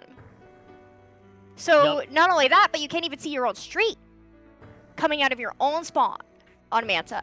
So that makes specials like Whale, like Missiles, like Storm, things that don't require you to be able to see your opponent. If you know that they're there, object permanence, right? You could take advantage of those things. And yeah, those kind of specials are really good here. That's where I was going with that. Whale, Missiles, I think I heard. Frozen Pro's has been the flavor of the month, or flavor of the month, flavor of the meta. I may as well say. Well, I'll change that word there for just a few moments. I'm not gonna ask you about comps because it's good, because it's the CCA. Pretty much anything basically goes at this point, especially when you work from lower divisions where you basically have teams that are probably gonna be mostly picking comfort picks. Anywho, I'd imagine webs that they're gonna be mostly familiar with. So it's like I would not be shocked if we could see any changes. I would also not be shocked if they're being comfortable with it. What's more important though is that they're playing Manta Maria Rainmaker. Manta Maria Rainmaker usually doesn't get airtime, especially from some comp circles I'm a part of. Keyword is some. Yeah, I think Manta Maria Rainmaker, I feel like you see more baloney on it than you do on other maps. Yep. Because if you don't reset the Rainmaker on this map. Just don't time it out. It is not worth it. Someone will sneak around from some wall that you can't see, because remember, broken sightlines. Yep. They will grab it and they will KO. And I guarantee it, that it is worse than Undertow in that regard. Also, if you haven't been around since the dinosaurs walked the earth, if you're underneath basket with the Rainmaker, you can hop around the map in order to get into your opponent's court. And if your opponent does that, they were playing with you the whole time. You know what? That's all. You know what? Yeah, that's also very fair. You're also correct too. I have seen way too many crazy things in Manta Maria Rainmaker. Exactly to your point. The sneaks are genuinely crazy in this map. So, you know what? It's also, and again, this is no shot at any division. I think this is probably the highest likelihood we'll get to see here. If anything, we've seen some crazy things just play out from time and time again. So let's take a look at how this map all plays out here. We are gonna get. Okay, yeah, I told you before. Don't predict comps. I just see Gold Dynamo and the Vanilla Wipers. So there's no circuit wipes to sort. Hey, by the way, the Sploosh is making an appearance here from Raz. So there's your weapon setup, to say the least here, Scout. Drop roller, ninja squid, sploosh. I think I just saw God. Sploosh has a lot of object damage. That makes it really good in Rainmaker. And also, with this comp that we see on the side of the meme machine, I am expecting us to run forward, die, and then pull lead. And that's how this game, I expect, is going to go. You know what's funny? I thought I just saw something very similar from Penn State White in the previous set. Everybody's just going almost full aggro, just go forward, just go forward, just go forward. Apparently it's working out in spades because that is the checkpoint here from C section. I don't know, they got the right checkpoint of all things. Yufa throwing out the Zuka just doesn't get anybody. There's Wayman also just moving forward, trying to see if they can spot anybody else. All that being said and done, the first checkpoint has been cleared with 1 minute on the clock, with a minute already used up on the clock, excuse me. The Ultra Sam gets one, the trip checks are being thrown in. Everything is happening. And there's that Rainmaker being picked up there, but this seems to be a little bit more conventional. But here comes Sandwich from behind. There are Heaven Blade Chase though. They get a double, an incidental double if you will, but that will be a wipeout. The meme machine holds for a little bit. Yeah, I was just scared because we had 2 members of C-Section in street by themselves with no one on the side of the meme machine there to stop them. Had we not had that beautiful flank there from the Wiper, I think they could have KO'd that there, but alas, the bazooka coming out, we got a 3v3 situation in mid, and Raz out with this stamp trying to paint their way forward, presumably. But there is a flank there coming out from behind them as the meme machine tries to break this checkpoint, but the chumps in the roller, they force them to move. And the roller in the right place at the right time too, just knowing, all right, they're gonna drop down. We're just gonna keep using that roller to great advantage. Sandwich, by the way, getting a nice little pick on the paradiddle there will help enable things.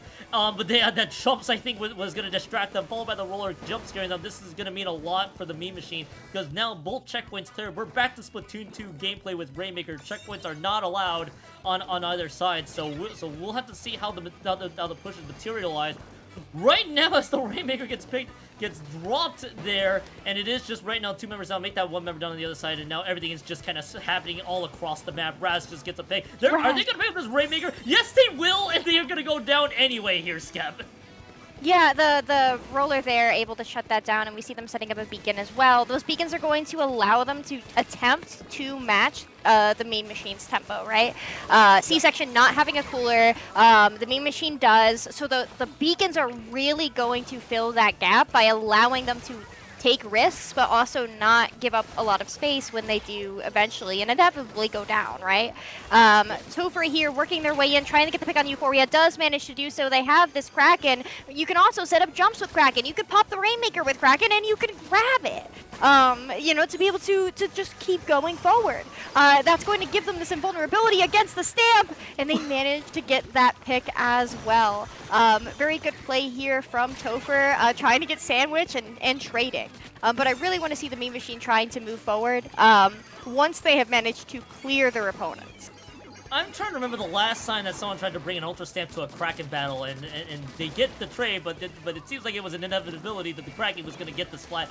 Anywho, no matter what it is, that was kind of that was an interesting use of it. And yeah, the skirmishes are happening across the board. Advantage, by the way, is going to be on the meme machine. T.O.F.F just picks up the Rainmaker, I think, just trying to save it. If anything, Sandwich is now playing more aggro though, as they are going to find one. That's the Ultra Stamp jump scare. It lands onto Wee Man, just winning the wings. They find T.O.F.F. It's a great toss overall from Sandwich. Now the jumps are coming in. This is going to be a good opportunity for the meme machine to strike big. And Sandwich is, by the way, has caught Paradiddle and Wee Man on the other side. The Ultra Stamp actually gets one off of another splat, and that's the second one that drops. This is a great opportunity for the meme machine to strike your step. They got 37 seconds to do so, but they've lost a couple members in the process. There's Riz! Oh my gosh, okay. 30 seconds. The Rainmaker is in the C-Section street. That means you have to be able to clear them. C-Section really can just grab this and run back. However, the Twerps are going to come out and apply some chip. We see... Whoa, okay, we see Sandwich pushing in, getting the pick on the Rainmaker, so they're going to give them and their team a little bit more time. They have cooler. There's only one player left standing. They reset the Rainmaker. The cooler is out in mid. This is going to allow the meme machine here to get this pop and grab it. But remember, the meme machine has really been struggling with clearing space before they swing a corner with the Rainmaker. They managed to get the pick on the Hydra. Okay, where's the last player?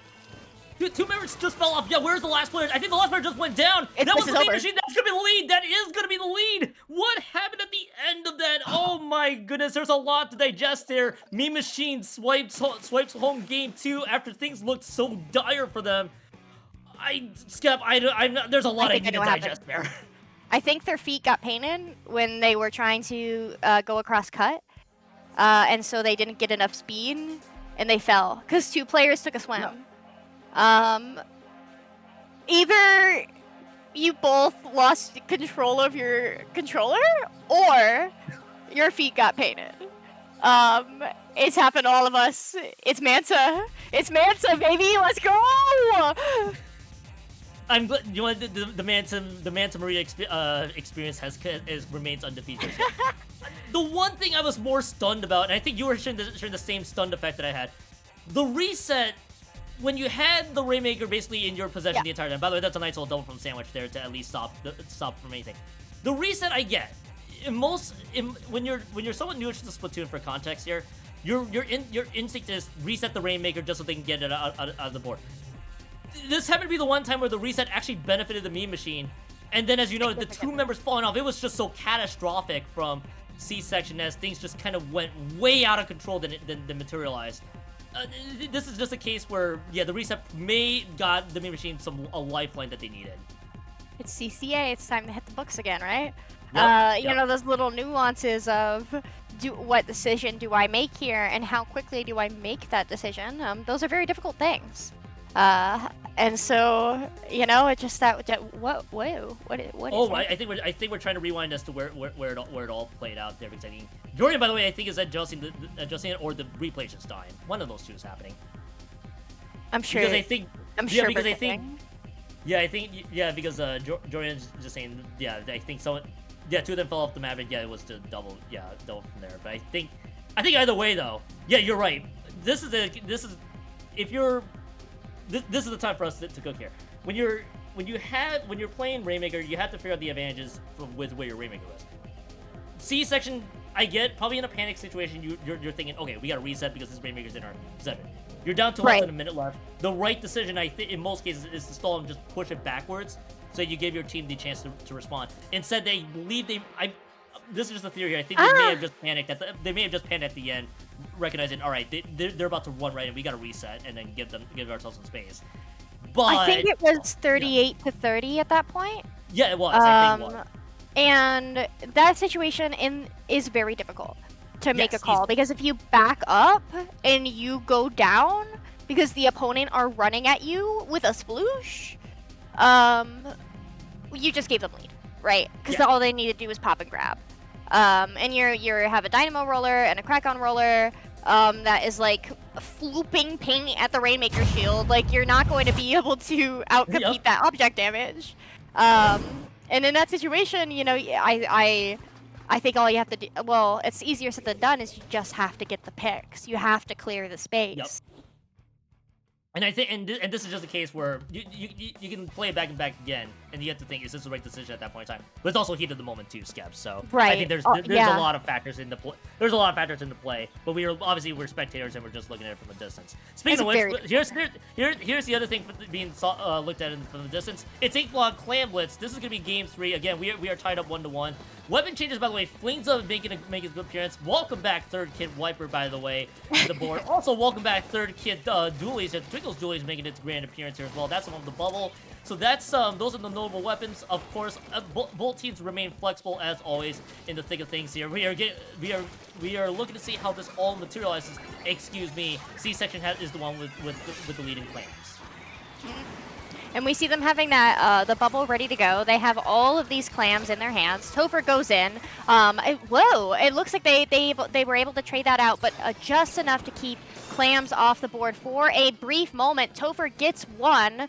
Swag looks like they might try and take that rail here, but instead opting to get their jumps in, try and hold that left side, satisfied with the one clam, one dunk, and sometimes that is all it takes to win a game of Clam Blitz.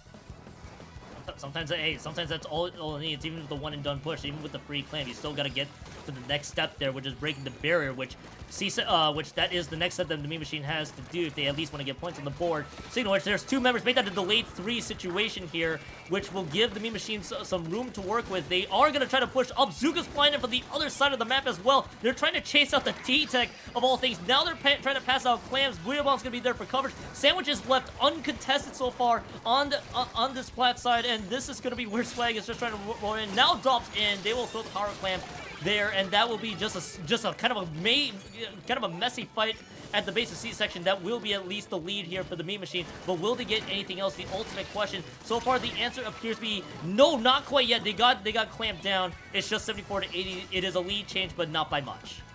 I really loved how Sandwich was playing the geometry up in their opponent's bats and really stalling time, knowing that their opponents would have to swing them, and it was that decision-making that allowed them to form that power clam, drop back onto plant and get that dunk and ultimately pull lead. Now, C-Section has 3 specials here. This is an incredibly claustrophobic plat, and you see the members of the Mean Machine really grouping up, trying to avoid those strikes, and that can be very dangerous on Inkblot because they can't back. They're backing into a wall, quite literally. So C-Section having these 2 specials, but they lose 2 players down. It really looks like the Mean Machine did a fantastic job of ducking and weaving around all of that chip that was coming right at them, and miraculously all surviving. Yeah, miraculously all surviving. I was wondering if this was going to be bad for the Mean Machine, but C-Section just not able to get the offensive sets there in time, and now it's, I believe, yes, there are 2 power clams on the board right now, and we are still pretty much locked in at 80 to 74. It is advantage the Mean Machine as they take out 3 members on their own. No power clam other than the free clam back at base. Yufa's the one, by the way, with 1 clam in. They're trying to throw that clam in, it's just thrown a little too far. They lost coverage of it, and now they have to slowly retreat back. Now it's just a chase for paint around mid. C-Section loses 1 as the T-Tech drops there. It is now just a skirmish all across the board. It's both rollers down in a near instant. The jump gets punished. The bubble's being used. This is likely going to be the jump in to score points for the Mean Machine.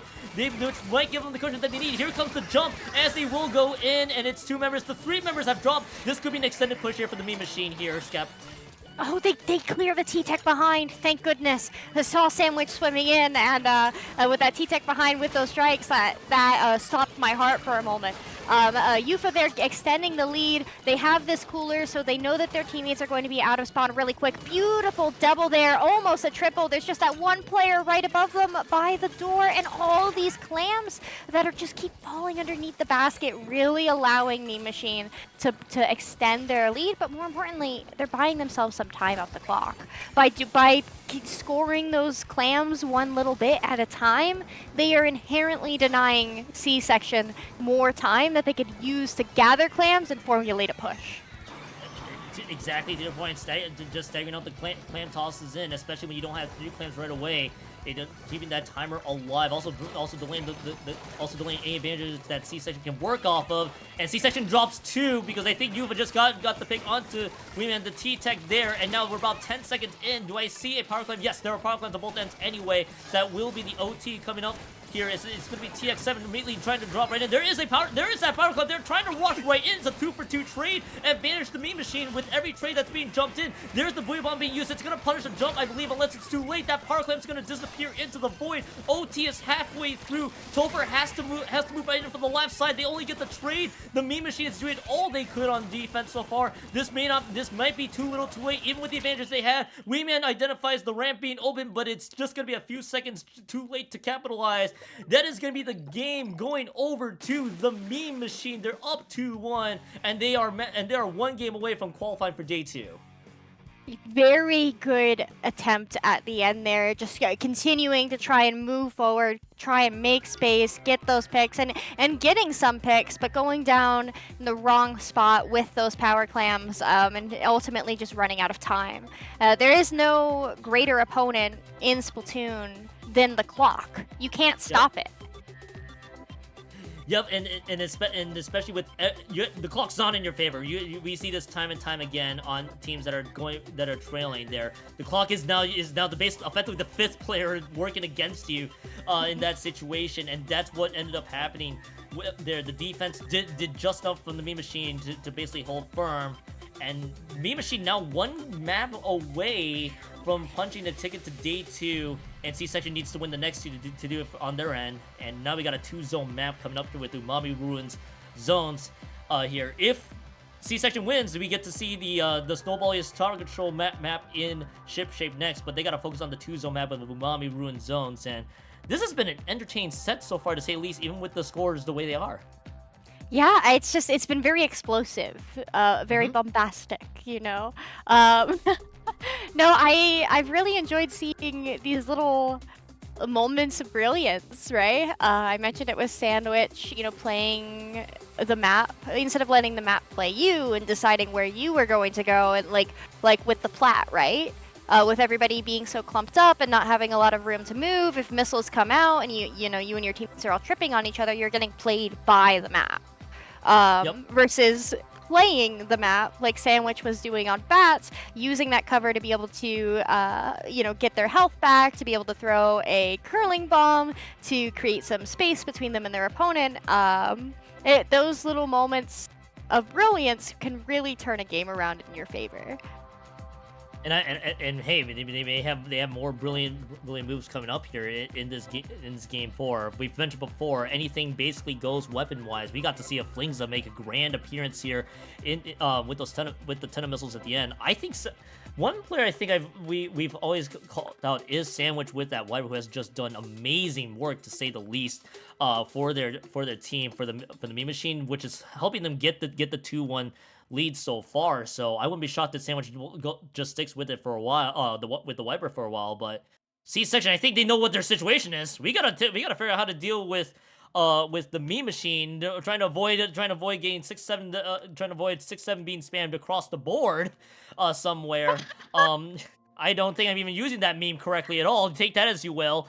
C-Section just needs to win another map just to stay alive. Yeah. And it's zones, which, I mean, if you're holding on, by the edge of your seat, there's no better mode than zones. It's the classic. It's where you really get to show, your textbook knowledge of Splatoon. And if you're one of those mechanically inclined players where you really get to say, there's nothing you can do to keep me out. Not that that's not true of any other mode in Splatoon. I just feel with zones being the most practiced mode, that for a lot of us, you really get to see teams come together and show what they've practiced. Oh, definitely. Coming in with the weapon notes here. Meme Machine, by the way, is gonna have Braz on the end zap. Before I go any further here, I do want to welcome the audience from the CCA Splatoon side that just wrapped up Division 1. That wrapped up their Division 1 coverage. There, you get to watch the Meme Machine get the wipeout on C-Section to start. It all happened in a near instant, by the way, because that is going to be points on the board, and that is going to be the lead for sure, in the early goings of this game. Now, the Meme Machine, by the way, going to play a little bit more, somewhat pseudo-passively here, not playing for the true lockout quite yet. I think Yuva was just waiting for a bit until the bubble slightly goes away. But 70 points remaining, the chunks being used. Meme Machine pretty much trying to take this one home here, especially with eliminating 3 more. Meme Machine might be looking for the finishing blow here in this set. Yeah, beautiful decision making there. Ooh. Nope. From the S-Blast. Just sharking in the middle of those jumps to be able to avoid that Kraken, and then turning and, defeating the roller. And here we go with Sandwich, still on the dome. C-Section, this is their last chance to be able to really break in. They need to get in at least nooch or apply a penalty. But with your Dynamo player going down, 3 down, it's just Topher. Topher's completely surrounded. That's it. That's GG's. That's GG's for sure. Pick on dome. That's GG's for sure. The 3 wipeouts was just the icing on the cake. Meme Machine just wants to be done with day 1 altogether. Meme Machine wins the set 3-1. They qualify for day 2 out of Division 4. C-Section's run is done. They are eliminated from the CCA Circuit season overall. That was a fun set. That was basically the Meme Machine's most convincing win out of this set. Yeah, that was beautiful.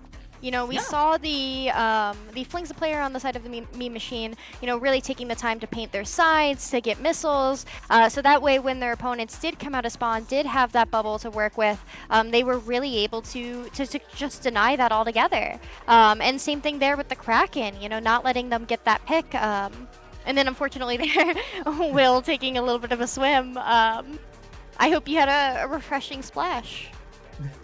I hope you had a refreshing splash. Unfortunately, came to the detriment of everybody. I think this is just panic situation time for C-section. Just also everybody just going down all at once. I think that was the third wipeout, or maybe the second one. No matter what it is, Meme Machine just got that game pretty much on lock there. Skep from minute one, especially when the first wipeout came in, and it just pretty much was all over there, Skep. So that was a fun matchup we got to watch. That wraps up, by the way, all of our coverage here from Splatoon on the Splatoon tourney side. We have been told we have to get the heck out of here, Skep. So Skep, it is great working with you. It's been a while. Where can the people find you? You can find me on Blue Sky. That's it. Normally I would say Sendo Help Desk, but I'm retired now. You can find me not reading the rules. Yeah, what about you, Kyon? You can find me pretty much gonna get dinner here before I gotta go to another event later tonight because basketball's calling me here. So you guys can find me Blue Sky and on Twitch, Kyon2570. I do also stream a bunch of variety stuff. And just like the non-Splatoon player, I also don't read the rules sometimes. Jorian's our producer, by the way. Shoutouts to him for taking us home the rest of the way. But I know people are telling us we got to get the heck out of here. So with Jorian, you, Skep, and obviously my early commentator Frosty, I am Kyon saying thank you guys for tuning in to day one of the CCA Circuit on the Splatoon tourney. Stay tuned for tomorrow because that will be Division 2 finals, I believe, going on Splatoon tourney here for the CCA Circuit. So from all of us, have yourselves a fantastic rest of your Saturday. We'll see you guys tomorrow. Stay fresh.